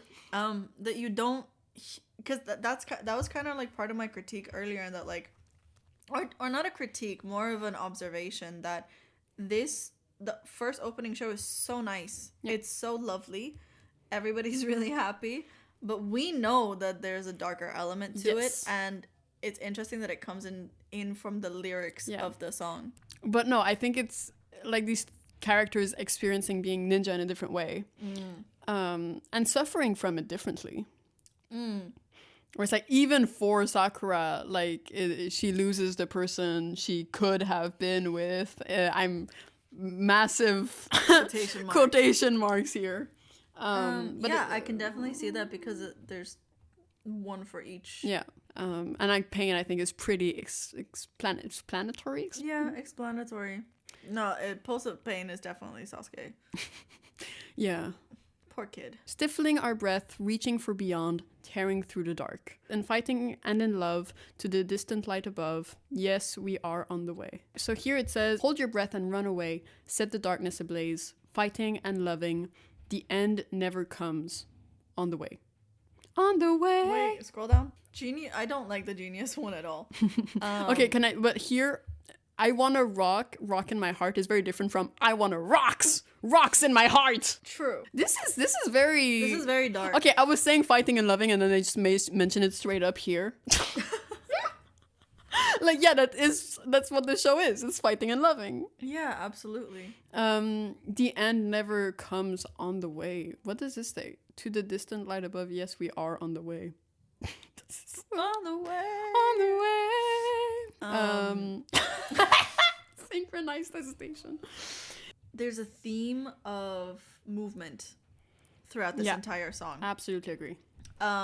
When you're running away from something, that's when like it's like hurrying, the beats of my heart, the pulse of pain, the pulse of heart, the pulse of shadow. Again, running away, fighting, loving, all of that comes with a heartbeat. Yeah. And I really love the lyrics, because this opening of a show, any start to life starts with a heartbeat, you know? This is the opening and the very start to the journey of this show. So I really love that element throughout the lyrics of that heartbeat. Yeah, because pulse, the pulse, it is that. But also, I love that it ties to what they're doing. I guess instead of them tying this song musically to the visuals, they're definitely tying it lyrically, and that there is that movement throughout what they're saying. Any of like fighting, loving, any of those emotions causes a spike in a heartbeat as well. Yeah. Which I really like. Here it says run away, and I can see that later in the show, but I think I prefer this part for this one. It's like reaching for beyond, tearing through the dark. I think that's really about Naruto, who can see past people's like evilness. And he sees their personality. He sees the light in their darkness. He can talk them out of it. It's interesting that the Genius one says unraveling the pain, and the deep one says I really pulse. prefer pulse. Because unraveling is like to open up deconstruct it, while the pulse is just the being and the exist of it. So but then again, they're alive. Like the pain, the heart, the shadows, all being like, the Genius version and the Deepo version tell two completely different stories. I know, it's really, I was like, what do I put? Yeah, to me the Deepo one would okay, if I look at it from like the Genius perspective, I would say that it's not disconnected. It's setting it up for like fighting and loving and like pushing for something. Yeah. But the Deepo one gives it literally and figuratively more heart. Yes. I think but it really does represent Naruto's like goal of reaching people through their hearts, through their pain. And unraveling is also a good word for that. But like they both work for different reasons. I definitely prefer rock in my heart to rocks in my heart. I'm thinking too literal of this one. No, you are. Like it makes your heart heavy or something. No, don't. But do I that. I think he um, just wants to rock. he's rocking. He's just But rock in my heart, I do like it. It's like I'm following my heart. I'm vibing with it. because there's a difference between the instrumental and what is actually being said. And like it's funny because sometimes you can have really upbeat songs that have very depressing lyrics. Yeah. Or you can have a very slow song that's actually extremely happy. So when I'm looking at the lyrics and what I thought the lyrics would be, I'm pleasantly surprised. Yeah, and I know like this is during the fight section, like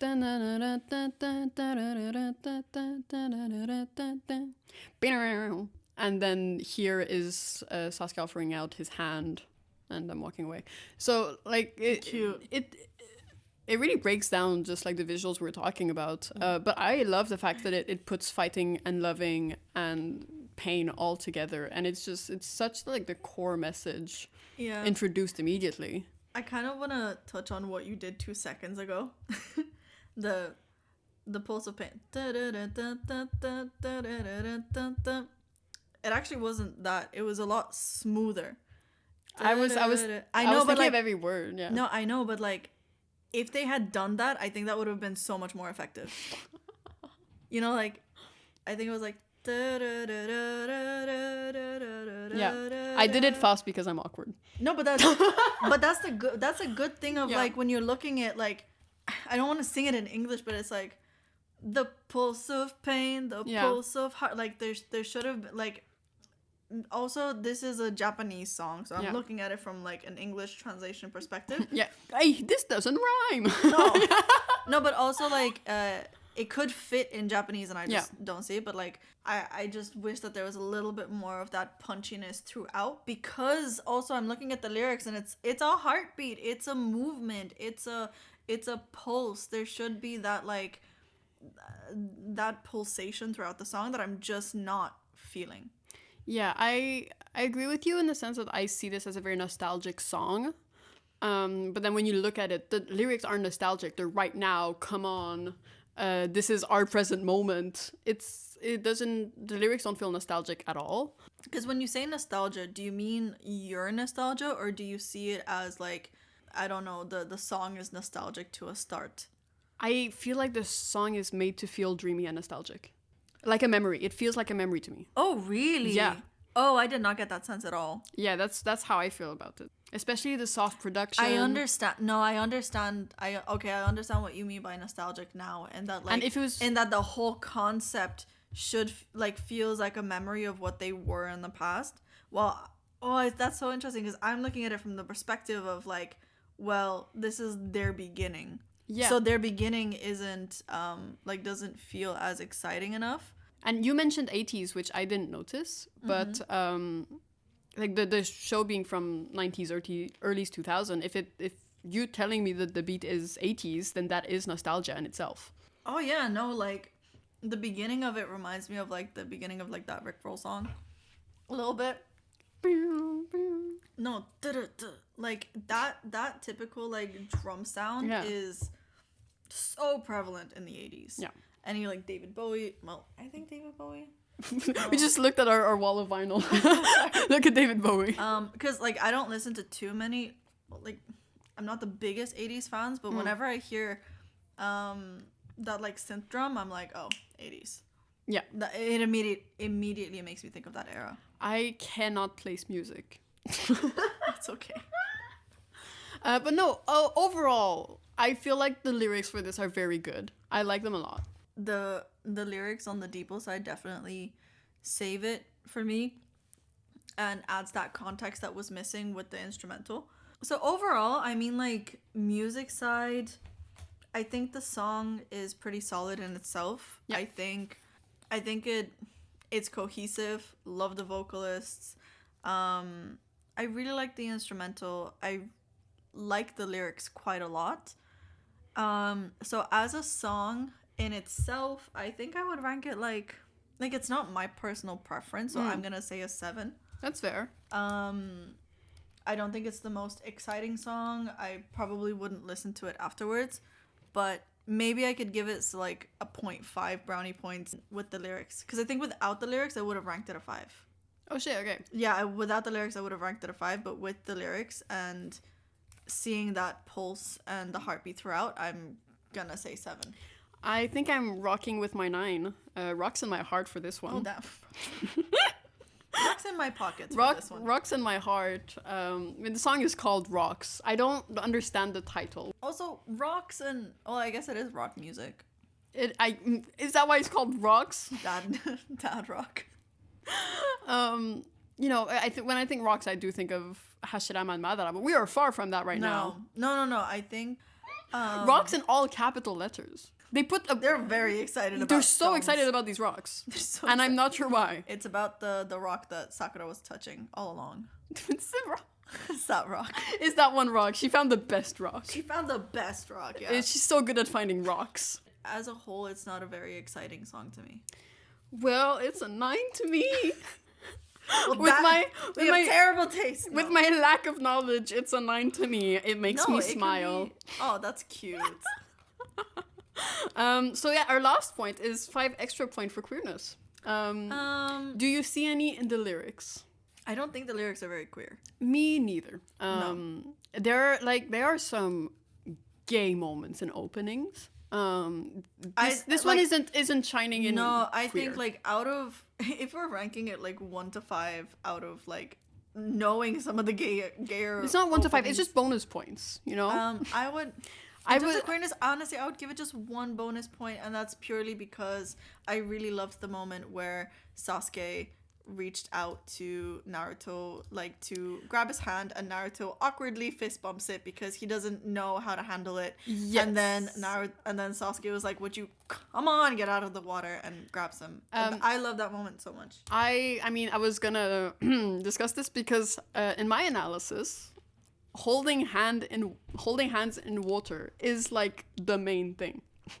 Like the water is used constantly in Naruto, so the fact that he is in it here, he's already fallen into it and into this cycle, this violence, this thing. Alright, it's also like water has some queer meaning to it, but we don't have to get into that right now. And then him and Sasuke having this first moment here. To me, you look at this and then you look at my analysis where I discussed them losing their hands, where it took all of that just for them to hold hands for one night. Yeah. And you're like, oh, this is the perfect start to that. Yeah.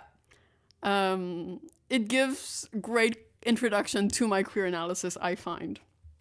So I'm just so happy with this visual, and also the lyrics talking about fighting and loving, like Naruto's whole point, because how he's different is that he has this access to queerness that lets him relate to the villains, which lets him love, which lets him access their darkness, turn it into light. So I think there's inherently a queer aspect to that, because that's who Naruto is. Mm-hmm. So that's my 2 notes on that. So I'll give it a 2. The villains in Naruto and Haku in this arc specifically are queer-coded. Oh my god, absolutely. So to be able to connect with him is because Naruto has experienced a bit of queerness. Oh my god, and that's why absolutely. I am into SNS, obviously, but I'm less into it as like Naruto and its queer themes, which is why I'm tying it into that. There are some homoerotic moments in the future, but to me this is less about that and more about introducing this ability Naruto has to, because once again it's like the masculinity of the society and Naruto's ability to fight it and to feel love even though you're not supposed to. You're supposed to be a tool. Yeah. So he goes against the standards that are put on him, and this song is already portraying that. Because I'm taking it as face value. Okay, so our final score for this song, for me, it is, let me do math, 29. 25 for me. So we'll see what goes above and below it. All right, let's watch the second one. I love this one. Me too. Like, it's such a change of pace. Yeah, you were complaining about it not being active enough. Is this active enough for you? Yeah, I'm very happy.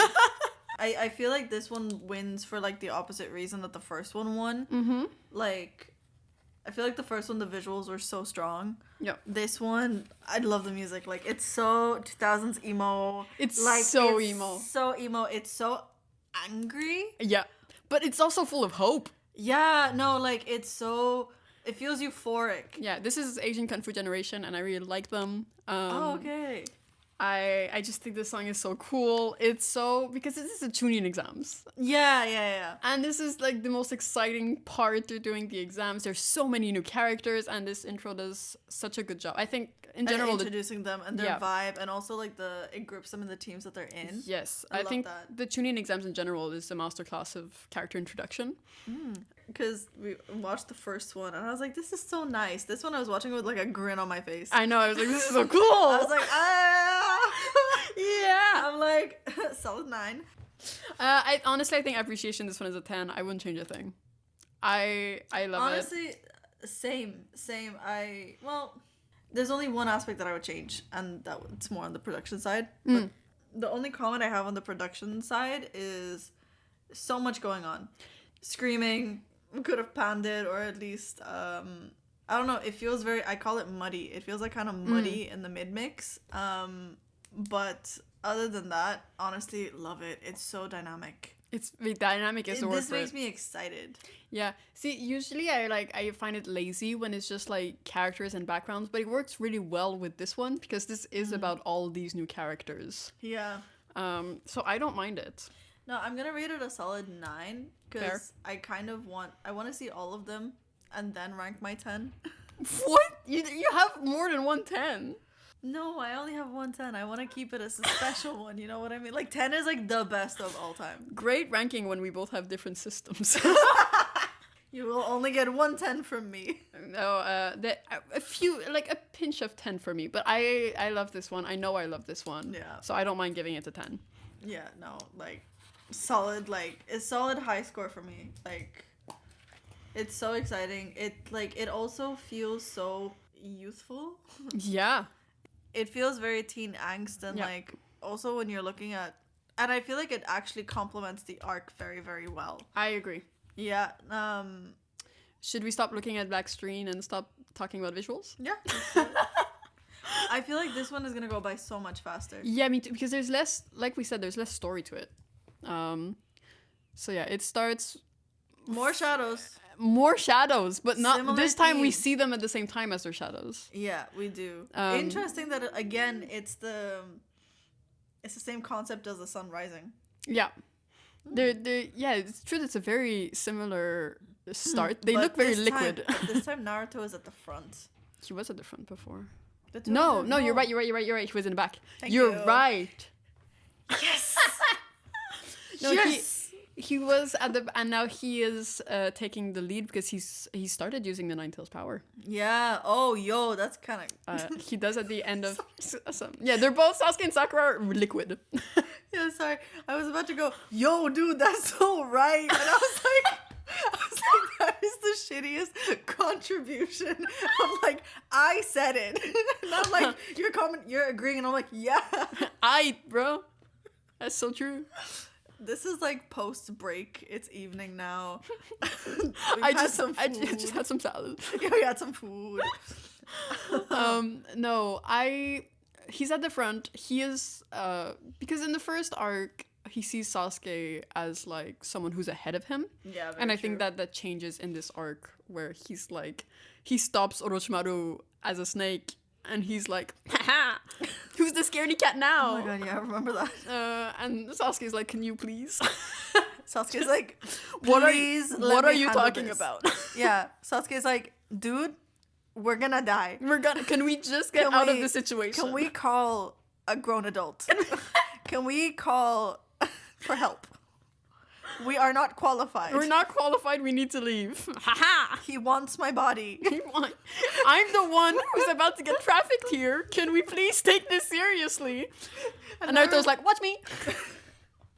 Naruto's like, I'll protect you. Like, ah.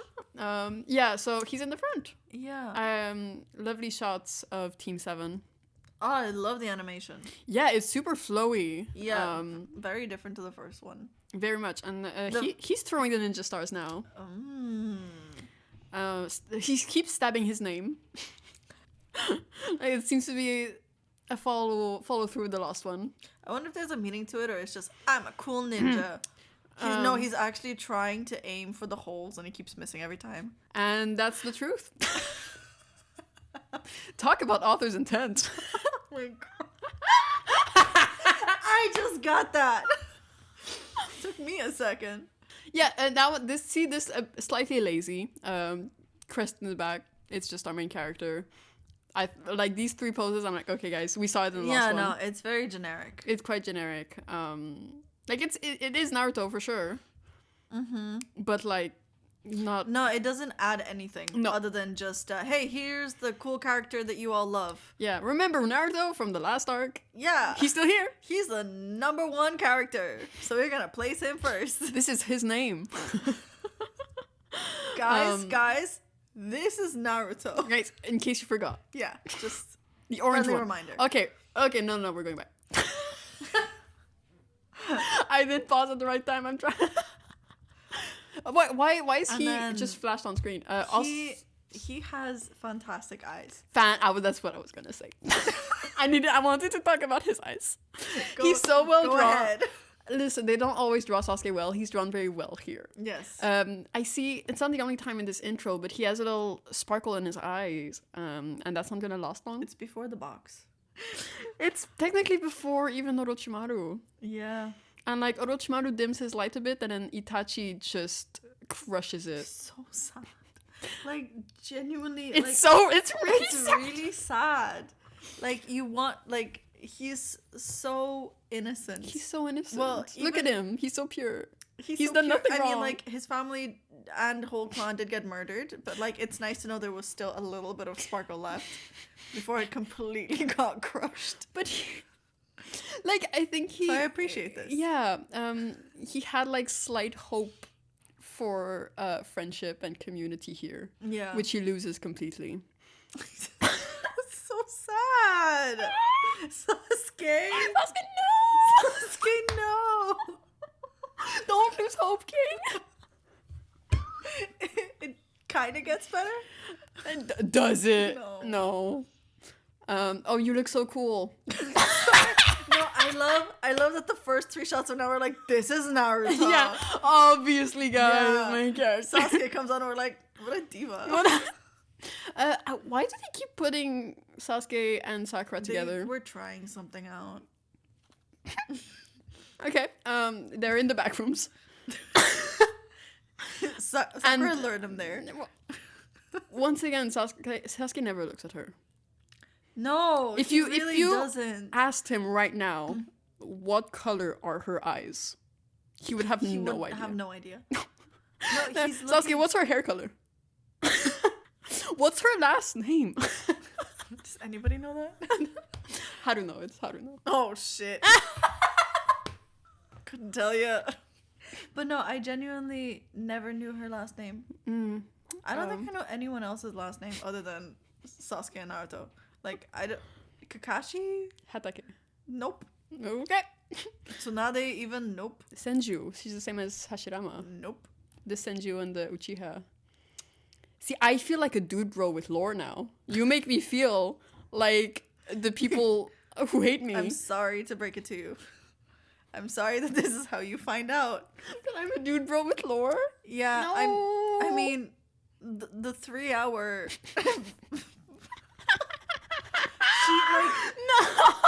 She's like, tee. Whole skirt flying in the wind. I swear to God, this is just turning into a Sakura roast video. This is like, why this? I want to see the next one of her. I don't think there is. I bet that there isn't, and that this is her only pose. Let's see. Oh no, there is. Okay, but like with the crest. That's the crest. I told you it's a white circle. Wow. No, but the thing is that like Sasuke and Naruto had very fighting poses. Yeah, except Sasuke had pretty eye pose. He did, but Sasuke deserves that. Yeah. But he had one fighting pose. And then he had one fighting pose. She gets bending over and smiling. Yeah. Yeah. Like, she is so cute. Like, Really, she is. character design I absolutely love. They killed it with that. But Well, why does Naruto get to eat a knife? And then she gets to hee hee. It really looks like she says hee hee in like, both poses. Oops, Yeah, so... And then we have... my husband. my god. No, great. Oh, he has to... 10 out of 10. I really like to think that this was like someone telling them, okay, we're taking pictures. No, this is the school photograph. This is my favorite way to look at these like poses for intros. They're like, okay, guys. No, but genuinely, okay, think about it. It's school photo day, right? That they stresses Sasuke out. Yeah, but each one of them act as if really, like, if it was school photo day, Naruto would be pulling some shit like that. He would not sit down. You probably don't and remember, smile. but when he had to take a picture, he painted his entire face. Just to be a little shit. I didn't, and I respect that so hard. It's like in the first episode. Or the second. I respect that so hard. And then Sasuke, of course, is a natural poser. Yeah. Well, he poses all the time. He has a lot of practice. Yeah, Sakura is great at posing. And Kakashi doesn't give a fuck. I would have waited until her skirt went back down before taking a picture. Yeah, that cameraman, you got some explaining to do. Yeah. She's a child. Aww. Why is he not next to her? Like, she's... So is this Naruto copying Sasuke? Well, trying, because he's not slaying as hard. Like, not nearly he's as not hard. slaying as hard. He doesn't have the hip hop. No, he doesn't have the hip hop. He's not bending his leg. He doesn't get it. But why is Sasuke not doing his pose? He got bullied out of it. Oh. I thought there was gonna By be... me. I thought there was gonna be like a cool comparison. Be like, they swapped. And like, nope. No. He's getting self-conscious. Which, like, Sasuke's like turning 13, you know? Oh, that angsty age. Yeah. But yeah, no, Sakura always on the side. Yeah, Sorry, girl. Sorry, girl. You know, like, if you take her out of it, like, you cover her, it looks like a full picture. Yeah, no, it does. No, you can't do that with any of the other characters. Genuinely, justice for Sakura, just not, like, from the writers. Like, yeah. She could have been... Poor girl. This is cute. That cute. is so adorable. I love this so much. See, I love this from Sakura. I love her expressions. Yeah, I love it when she punches Naruto. I don't, but I respect this one. Like, see, you know, okay.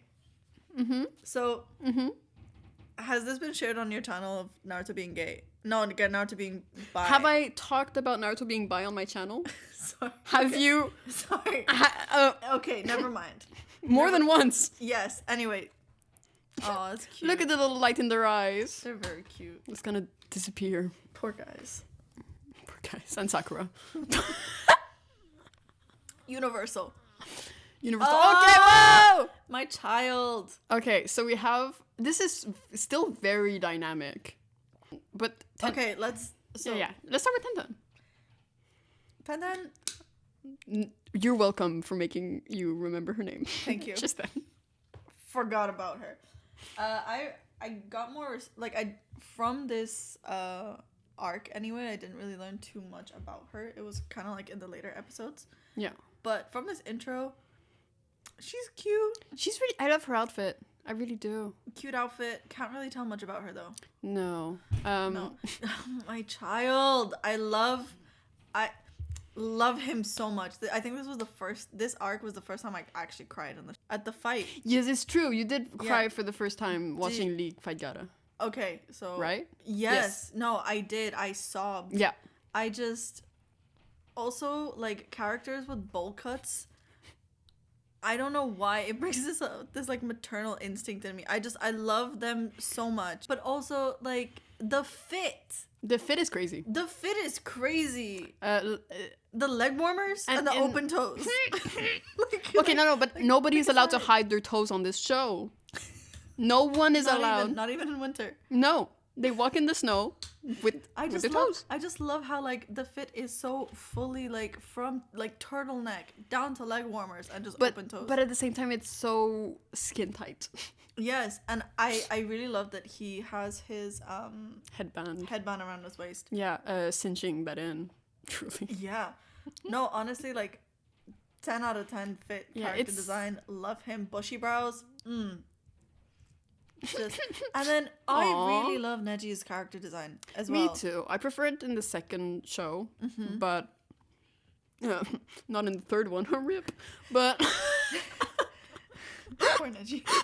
But like out of this team, anyway, like as a unison, I feel like they're all extremely different. They're all extremely different, and 10-10 next to the two of them, unfortunately, blends. Yeah. Like, because they all the three of them have a fighting style that's very physical. So 10-10 uses weapon, Lee uses taijutsu, and Neji uses the Hyuga clan. 64 palms. Yes.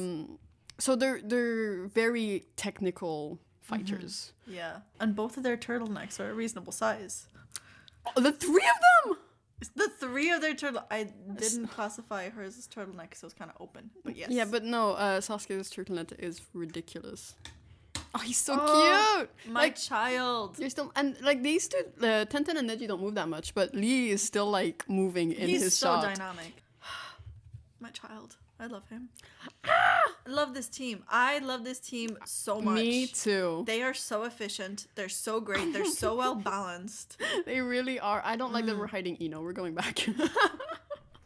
And then again, like they change from from vertical to horizontal.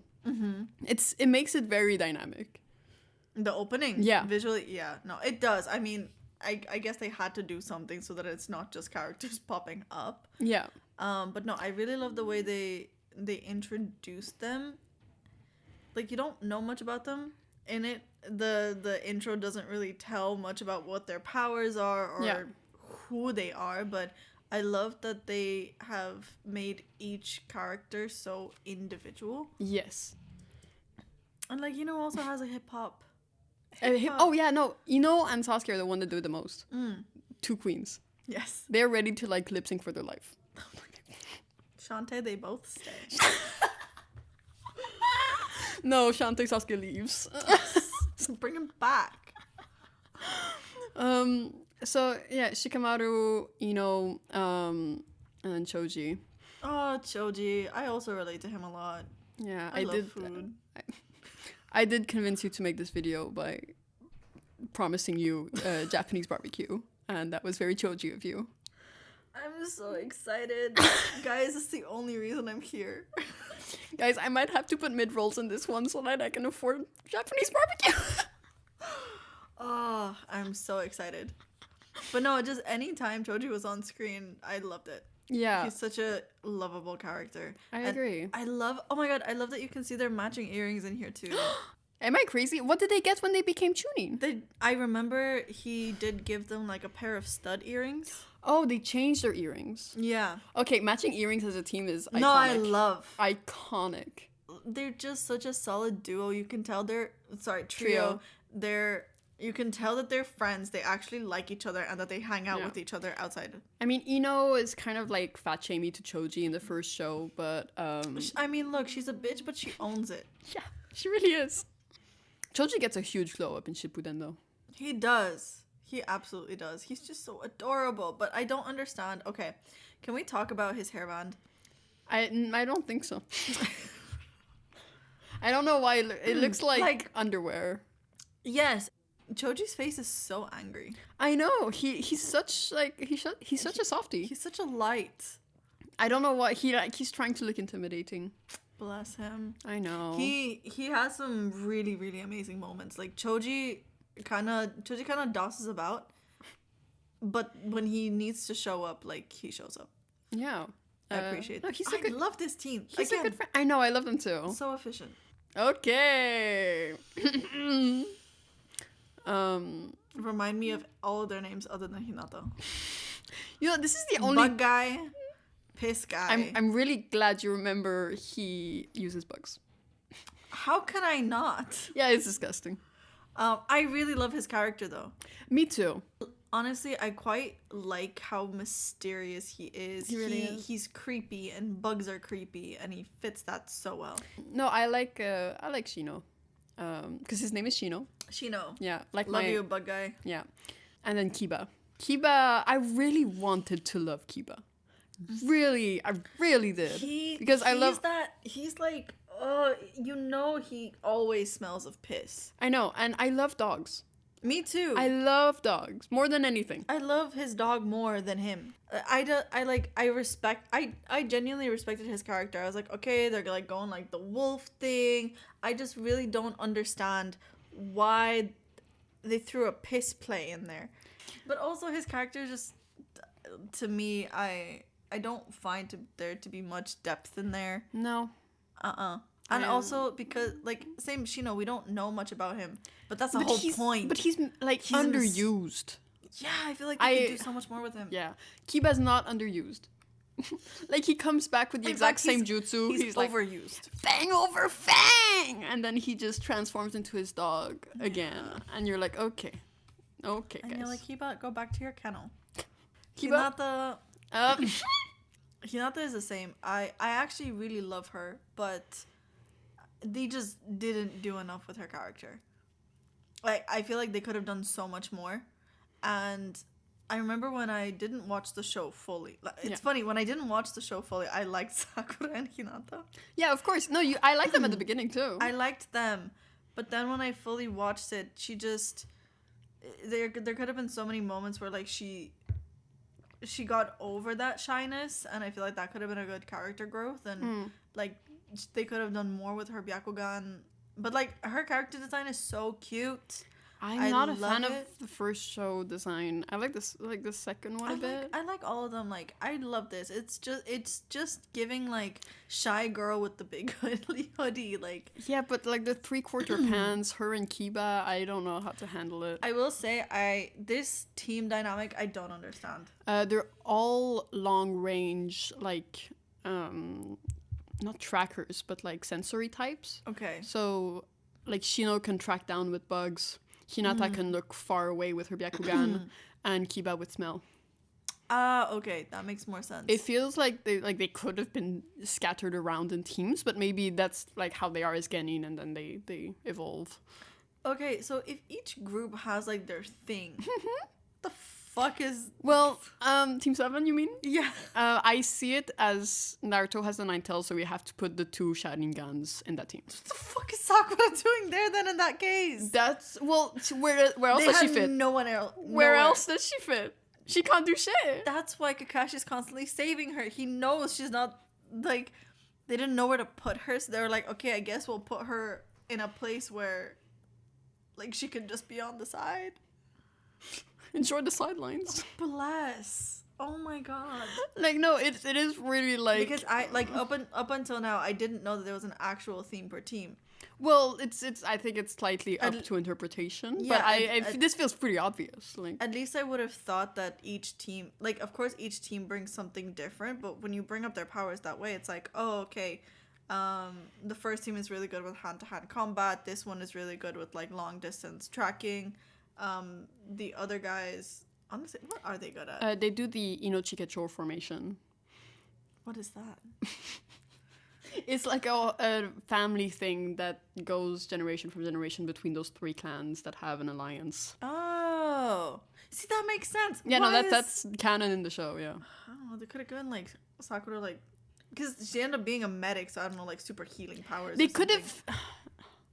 No, It's I can't okay, even. It this can't is even good. be the Genjutsu team because like Naruto doesn't have Genjutsu. The love triangle team. The love triangle team. The teachers were like, let's have some fun. Yeah. So yeah, that's our bitch ass Fucking piece hell. of shit. Go away. I don't even mention him in my queer analysis when like No, he's so queer, but like it's in the annoying. worst way. He's just annoying. He doesn't even do his job properly. I just love it in the show when they call him Four Eyes. That's just such a low insult to this. Like, they don't even bother getting creative with it. No, just like, It's like, fuck you, Four Eyes. Orochimaru doesn't even want him. No, and that makes him very sad. Yes. But like I would be sad for him if he was actually a reputable character for me. Yeah, no, he's just We terrible. can move on. Oh, babes. My girl. I love Uncle so much. Yeah, she's good. Kind of the mentors, I guess. The Dementors? Mentors. Oh, the mentors. I was like, wait, what? I was No. like, what, did I miss something? Yeah. See, the thing is, I don't have like the most opinions outside of Guy and the Hokage, and Which- him. Fuck you. Yeah, no, he's Yeah, a villain, straight up. Because the thing is that Guy, God, he just. So I've always questioned like, where are Lee's parents? I also wonder. And like, because it's not like Lee actively dressed the exact same as Guy. No, Guy gave him the suit. Yeah, and the haircut. I'm guessing. And both of them, because originally I thought that Guy was Lee's dad. Which honestly would be an interesting dynamic to have in the show, I think. Yeah. Like having a dad and a mentor. It could have been. I genuinely thought, because are they the only ones that have a red band also? Because Guy and Lee have like a red Oh my god, yeah. band. So I'm like, where But does that Sakura come gets from? one at one point. I'm not sure. What's that Guys, what's the mean? lore of the red band? Yeah, can someone like explain it to me, please? Sorry, whose No. feet are that? Oh, is he just like at an angle? Yes, he's Michael Jackson. He's Michael Jacksoning it. Favorite here is Uncle. So yeah, teachers. Yeah. Love them. Love them so much. Okay, so I didn't know they were all siblings. yeah, the Sand siblings, with 3 different hair colors, as siblings do. Yeah. Some people say that people don't wear fishnets in Naruto. It's armor. This is clearly fishnets. I'm sorry. Also, why would you put armor on just Your thigh. your thigh? Your thigh. Your shin is not important, or only one shin. I is think important. sometimes it's mesh armor, like Naruto's shirt in the Valley of the End. There's like metal in it, but it's still mesh. These are fishnets. No, yeah, absolutely. Fishnets can be functional. 3 designs are great. Well, there's a little. I think he's a weak spot, but Me too. I agree with that, but no. Gotta grow on me. you didn't like him from the start. No. He has red hair and he's sad. So no, I love the emos. I love the emos. No, like I appreciated Gara. I knew he was like seen. It's because when I got introduced to Gara, he hurt my child. Oh, I understand. Yeah. So naturally, I wasn't a fan of him. But then the more I got to know about Gara, the more I appreciated his character. He's like 11 in the Chunin exams and he's just killing people. And you're like, okay, bud. Yeah. The queers. Oh God. Wait. So Yeah. didn't Uzumaki's have red hair? Yes, but nah, not yet. Okay, fair enough. He That's does. just a fluke. He's just ginger. It's not red. He dyes it. He dies. Manic panic. Not sponsored. These 3, yeah. Well, what does Sasuke have to do with this? He doesn't. Sasuke doesn't even see the Ligara fight. No, he doesn't. He's but, being exorcised by Kakashi in the back. but I feel like Naruto is to Gara what Sasuke is to Naruto. Okay, wait. Gara is to. So like, so the way Naruto sees Sasuke, Yeah, I feel like Gara sees Naruto. I disagree. I think Sasuke and Gara see Naruto similar. Sasuke? And Gara see, like, this is a love angle, you know? Oh yeah. Because he's the magnet of the emos. He's that golden retriever. Yes. That the emos just fight for. Because Sasuke doesn't do much with Gara. They don't even he's unconscious for most of the fight between Gara and Naruto. He's always unconscious during fights. Bless him. Bless him. I don't know, like It's just the queers. Cause wait, They're wait, dividing wait, them. wait. He's dividing them. He wants to be next to Naruto. That's why. No, he's separating them. Oh, whoa. Oh my god, the fish eye. They put the fish eye in there. It looks like it, yeah. See, it was subtle enough. Go back. I love fish eye, Gara. Like, what else does this mean? I'm so confused. Yeah, but pushing them apart. It makes sense. But he doesn't do it in this arc. He does it in Shippuden. They're preparing it. They're preparing it. This- They're trying something out. Like, Wait, he kind of looks like Orochimaru here. Well, he was ahead of the curve with the 0.5 lens on iPhones. Gara did it first. Trendsetter. Yeah. Actually, come on. Yes. Come on. Orochimaru's looking around, and his eyes lay on Sasuke. He's looking around. He's searching for Sasuke. Like, Yeah, and he also skips over Naruto, which to me was kind of a plot hole when I was first watching it. I was like, you're telling me he's obsessed with powerful orphans and he looks over Naruto? But then they explain it by saying that like he was part of the Akatsuki, he knows the Akatsuki's goal, and he didn't want to meddle in it. it's because Sasuke has a better outfit. Here?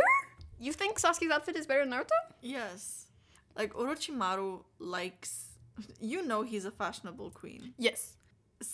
To me, Sasuke has more Okay, outfit okay. variety throughout these No, arcs. but he's looking at these two outfits. Mm-hmm. I think he could see Sasuke with more potential. This is the outfit of someone who is closeted and who is afraid to take risks. So Naruto's outfit is just too sporty. Yeah, that's like he's gonna wear a tracksuit Yeah. and you can't do anything about it. You can do something about Sasuke's outfit. There is She potential. just wanted to help. No, I'm just kind of bringing it back to the visuals of what they're insinuating, and it's insinuating like some sort of hidden force searching for Sasuke specifically. Yeah, and I see Orochimaru as a more than human type of being. Yeah, no. So it's having just the eyes, like looking at Sasuke. It's, Well, I mean, because- I could write a whole analysis about eyes in Naruto and looking, but that's not that's not what we're doing That's today. not where we are.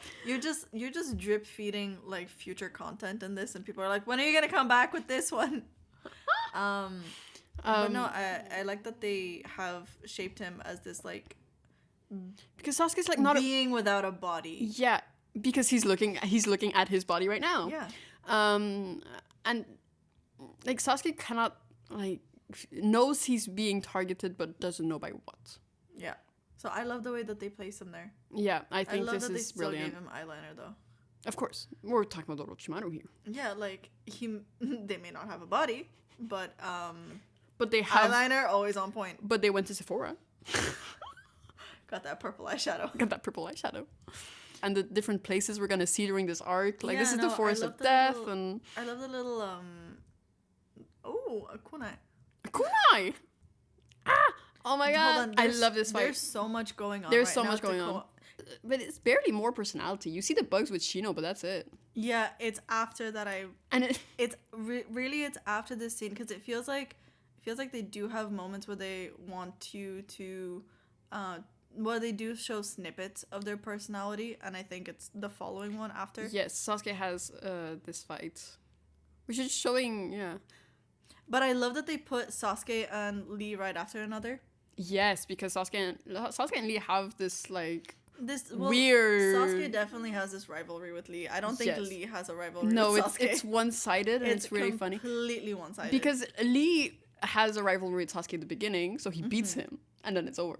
And know. Sasuke's like, ah, he's like, "Fuck, I don't my know how ego. to." He's like, "I don't know how to handle this." No, so yeah, Lee and Sasuke are two. And then I don't understand why they put Hinata right after. Me neither. That was like her one will- moment. Is it like she fights Neji? That's not Neji. But the scene after this, I love this Stunning. I love this Stunning. so much. Love it. This is like, I love seeing Naruto's personality in intros, and this is like, This is the He- rage that like I really love how Naruto gets pissed off Yeah. and angry. Yeah. He feels so much, and even just the way this is drawn with the streaks, yeah, it just shows like he's actually forcibly going up in anger. Like that's so cool. No, and it's awesome because we see him using the Ninetales in this arc, and we saw it introduced in the last arc, but they didn't spoil it in the last intro. No, like the last intro and this one are starkly different. Oh yeah, they're like night and day. And I really love the anger, and also at this point is when they also scream in the music, and I just love that. Yes, me too. Yeah, Naruto's starting to face his emotions, especially when he sees when he sees Gaara beat Lee and Neji beat Hinata. Yeah. Where those are like two emotional moments for him, and also Orochimaru. So he's starting to feel very out of control. So yeah, and then I think this is one of my favorite shots. Gorgeous. Ooh. I like from Naruto to Hinata. That's not Hinata, that's Sakura. Naruto to Sakura, and this is an emotional moment for her. This is one of my favorite. It's sad that this is one of my favorite moments of. It's upsetting. I have a lot of favorite moments from this arc, and this is just one of them. I thought that it was so noble. Yeah. I thought that it was extremely brave, especially I felt like she actually had some really good character development in this arc. Yeah, and you can see it compared to the last intro, where this is an actual moment where she's acting. She's cutting her hair. Yes. And Ino's in the back, I just noticed. Oh, that's because they always compare each other to one another. Yeah, which is unnecessary in my opinion. Yeah, they don't need to rival. No, we have a rivalry. Use another dynamic. Exactly. It's a gorgeous shot. I love the hair cutting. It's put in the intro, but it's subtle. It's so fast. It's like, oh, we're done. And this is interesting. Yes, it absolutely is. This is interesting. I don't know why. I think this is Sasuke core. Okay, expand. Kind of having to choose between Orochimaru and Kakashi. Like, oh, I've been training with Kakashi and I can't do shit. And then Orochimaru, I spend like an afternoon and I'm so strong. How do I choose? Yeah. Oh, okay. Can Kakashi really train me the way Orochimaru can?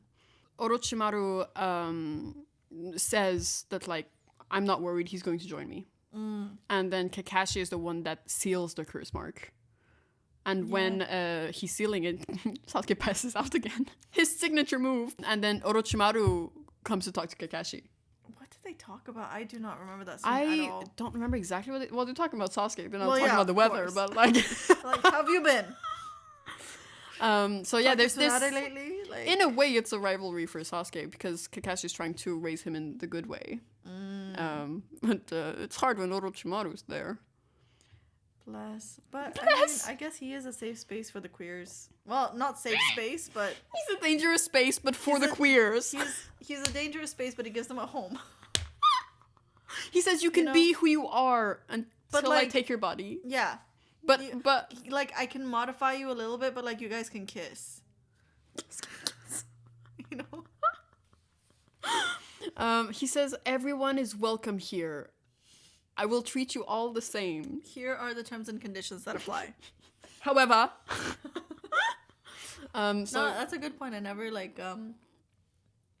have put it that way so early on. Yeah, no, there's a. We can skip through him. Who cares? Oh my god! I love this. Because that's the other side of his face. Yeah. But with Sasuke, as soon as Orochimaru's introduced, there is more focus on Sasuke's body in the intros, which peaks at a certain point in Shippuden. But we know exactly what that is. Yep. But no, this is like very early on. Sasuke just becomes a shadow. And I think I see this as because Sasuke and Orochimaru are kind of bleeding into each other. Yeah. It definitely feels like, and also the fact that Orochimaru is smiling, it almost feels like he's so close to success. Yes. Or like this is what he's envisioning and imagining for Sasuke, for him to just become also him. The way they're overlaid, Orochimaru's teeth line up perfectly with the bite mark. Yeah. That's great. That's really cool. I love this. And yeah, it's really just Sasuke not being really himself here. It's like just his silhouette. He's consumed by the curse mark, and he's gonna kind of lose himself in the process. Yeah, it shows everyone, and I really love it. Tenten diva, Sasuke diva. Oh. Ah! Jump scare. I'm sorry, I'm so mean He's to so him. pissed. Yeah, but no, great shot with everybody. No, this is a great way because there's so many new characters Yeah. introduced. It's so hard to capture all of them, but I Yeah. really love the way it was done. There were sprinkles of the themes of the arc in there as well that I enjoy. It's 100% a different vibe. It's definitely not like it's not telling a story. It really is just flashing scenes of who we're going to see, who Yeah. we're introduced. But those shots with Orochimaru, I probably like the most. Yes, me too. I enjoy like when they do something more artsy. Yeah.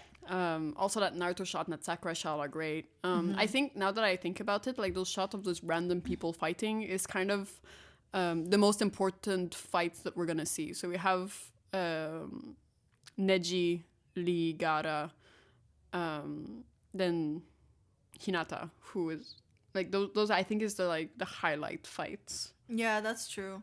Because Lee and Gaara fight each other and then Neji and Hinata fight each other. Yeah. So I think that's like highlighting which ones will be more important thematically. Because some of them suck. And I like that because it's subtle. Yeah. I don't like it when they give like too much away in the intros, and because the first intro pretty much gave nothing away in terms of like the story wise. It really this is the first one that like the actual theme of the arc and the bad guy is introduced. Like in the first one you see nothing about Zabuza, and so no, you really have they had no idea what they were doing. But no, this one I think there's a lot of shot of the characters, which I understand why, but it's not particularly interesting. Yeah, visuals, honestly, for me, I would rank it under the other one. What do you mean under the Well, other one? less than the Less than the the last oh one. yeah, no, absolutely. For me, visuals, I think I would rank it like Thinking 7. I was gonna say 6. Okay, I really like. There's a few I really like, and nothing I'm offended about. I'm not offended about anything. I think the reason why I'm gonna rate it a 6 is because yes, there are naturally some elements that I like. I love that they grouped them together. I loved the faded out like Orochimaru, where like one half is Kakashi, the other half is Sasuke. Those are the elements that I love. But what I didn't is it didn't feel like there was any fluidity throughout. It really just felt like, hey, here's some chunks and here's some other chunks and here's another chunk and this is just what we're doing right now. Yeah. And these are the people that you need to know, and it felt a little bit transactional. Yeah, it's a rough thing to introduce that many characters at once. Yeah. And it can feel choppy at times, but I think it's still done very well. And I do like how much the rhythm matches with the music. Yeah, there are some points on the music level that I... Like, watching it in enjoyed. silent, obviously we don't get the effect of the music with The it. thing is that I'm actually looking back and I ranked it a 9, right? And this kind of goes back to my point on why music is so important, because it really sets up the tone and the feeling of the show. And I think one of the reasons why this one I love so much is because of the music. The music is so exciting. Yeah. And sometimes, and I feel like when the music is great, you can kind of allow the visuals to suck a little bit more. Like, I feel like in the first one, the visuals were so great. And and that's why kind of the song was allowed to pass. Yeah. The lyrics from the first one, amazing, tie into it, so good. But I feel like because the song didn't excite me as much, I ranked it lower, even though the visuals were better. Well, that's why, like, the first one is just, do we like it or do we not? And, like, if we're watching it just before the show without stopping it and analyzing, like, normal people do we like it or do we not? I love it. The dynamics were, like, the fact that it kind of ties in with the dynamics of the music, I love that it was so punchy and exciting. Just when you're analyzing the videos, like, frame by frame, sad. But I love so many of the characters that are introduced in this. Yeah, I think it works better in this one than others just because we haven't seen them before. Yeah, but, that's true. I feel like our rankings will go down when they do this again. Absolutely. You need to be a little creative. So this was Rox. This is Haruka Kanata, Far and Beyond. Okay. So should I start reading it? What side are we feeling first? Genius or Deeple? Honestly, let's try Deeple because I liked that the Okay. most. Step on it, no holding back, that's right. Get through the night, crawl through it, no holding back, that's right. Get through the day. Press down hard on the gas, that's right, there's no compromise. Yeah, I feel like the We'll slip through the night at the final moment, push hard. That's right, all the way to zero until we wipe away the days. What? I mean, this feels like it's just the hype, you know? We're not holding back. They're just like getting through it, pushing hard, fighting, training. To me this just feels like they're getting through, like they're training for the tuning exams. Yeah. Like it's not easy. You really have to put your all into it, and that's just Forgot to put this full screen. easy. Um, Open your heart gently, pull it tight, pull it close. Another theme to a heart. yeah. It'll reach you. It'll definitely reach you even more. Come on. Is that Orochimaru? Is that Orochimaru? Except he's writing in the third person about himself. It will reach you. No, yeah, it's still like about heart, but I don't like it as much as the first one so far. So far, no. Breathless, clutching tight through, though my feet drag further than before. Always like this, far away. Even if I steal and cling, if it's not you, then it's meaningless. So more far, far away. Is this just Orochimaru? Is this Orochimaru? It kind of feels like it. I mean, we're speeding through life, squeezing it for all it's worth. I think it has to do, like, to me, I see them as kids that are into this way too quickly.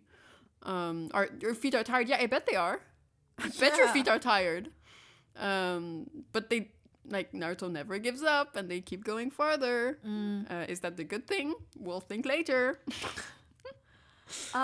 This honestly, the first intro and the second intro are so, I feel like are just the complete opposite of each other. The lyrics here to me are very on the nose. Like A lot less poetic than the first one. pull it tight, pull it close is like Rock Lee putting his outfit on. Because it has to be aerodynamic. Of course. Breathless, clutching tight though my feet drag further than before. Like I feel like these characters really develop in terms of their skills in this arc, and I feel like it speaks to that. It's interesting that they say open up your heart gently right after though. Yeah, it's like not too much. Careful who you open up your heart to, I think. Yeah. I know. Even if I steal and cling, if it is not you, then it is meaningless. That is so beautiful. Yeah. I wonder like which part of the song is where they scream. If you're not the one, there will be no meaning. Who is that about? Like you could look at this in From two so ways. many You different can ways. I think like it's great because you can look at it from the perspective of Gaara. You can look at the perspective from Sasuke, from Naruto, definitely Orochimaru. Yeah. I feel like it does tie into the theme of the arc, so the lyrics make sense. I think it's a good song that is chosen. Yeah. Lyric wise, there's more. Yeah, there's more.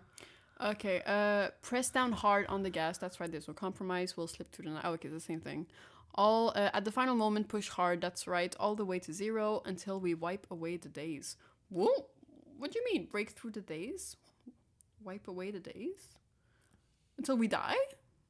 Honestly, Listen. in terms of the song, right? I think it's more. It's a lot more hype than it is lyrically the first charged.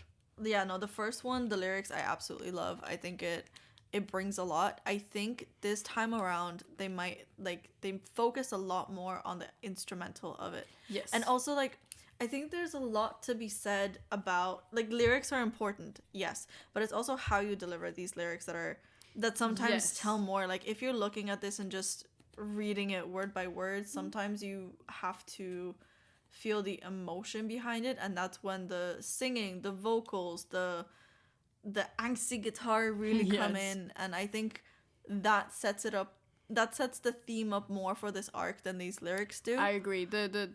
Yes.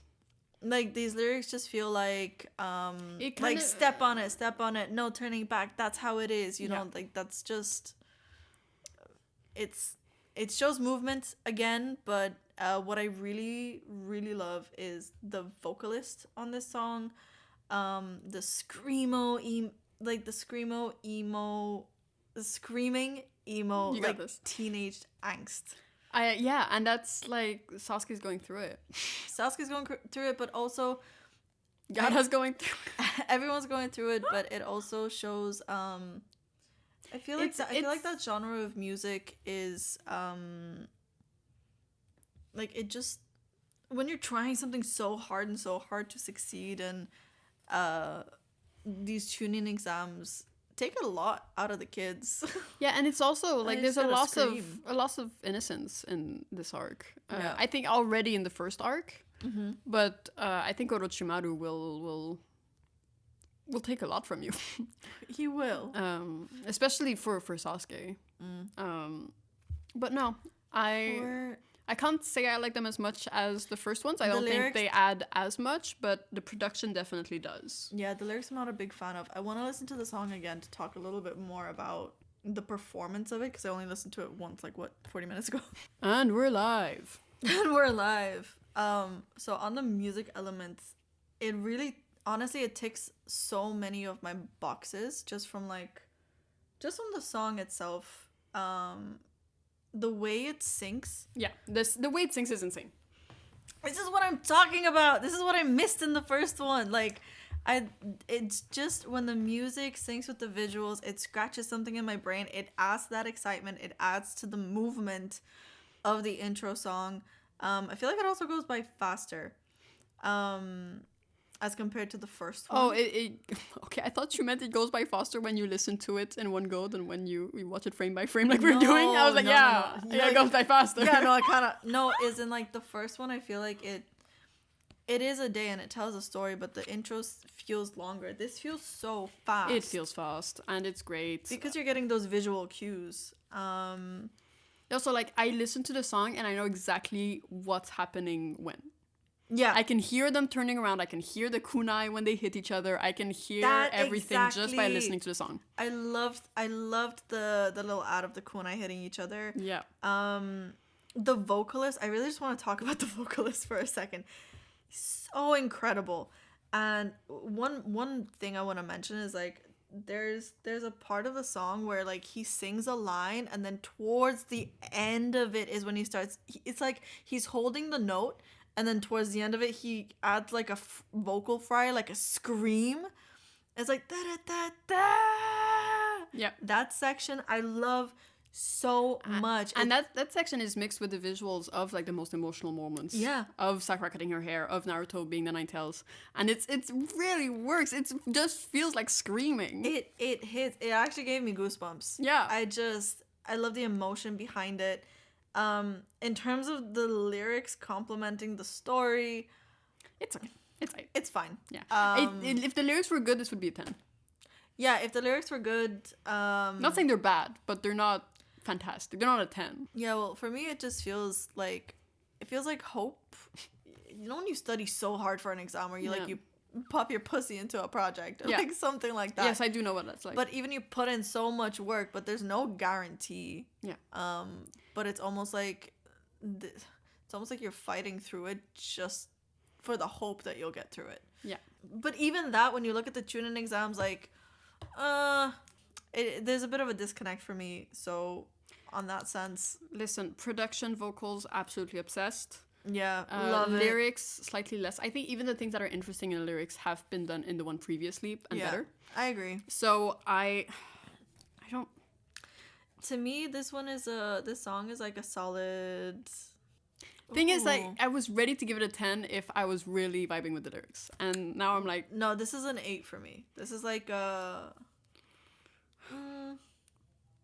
9. No, honestly, yeah, it's a 9. It's a 9. It's a 9. Is that our first score we agree with? Yeah, I think so. No, it's a really solid song. It's extremely dynamic. I love it as an opening. Yeah, I really love it as an opening. Yeah, it's more the feeling you get. Yes. While listening to it, then up to the queer elements, the lyrics, I don't see it. No, I mean, No. No. No, there's a little bit of Orochimaru. Well, that's the thing. In the visuals, Orochimaru's there, so there's at least 1 point. Yeah, so like queerness, definitely 1 point for Orochimaru just being there, but other than that, No, not even being there, targeting Sasuke. Not- Unfortunately, yes. Unfortunately, But Sasuke leaning towards queerness is like yeah, introduced in this intro. Absolutely. Literally, it's not even introduced in the show yet. It's Yeah. in this intro. that's true. So I there's point. yeah, point. I would say 1 point for that. 27. Oh my god, I'm 25 on both of them. So it's less than the other one for me.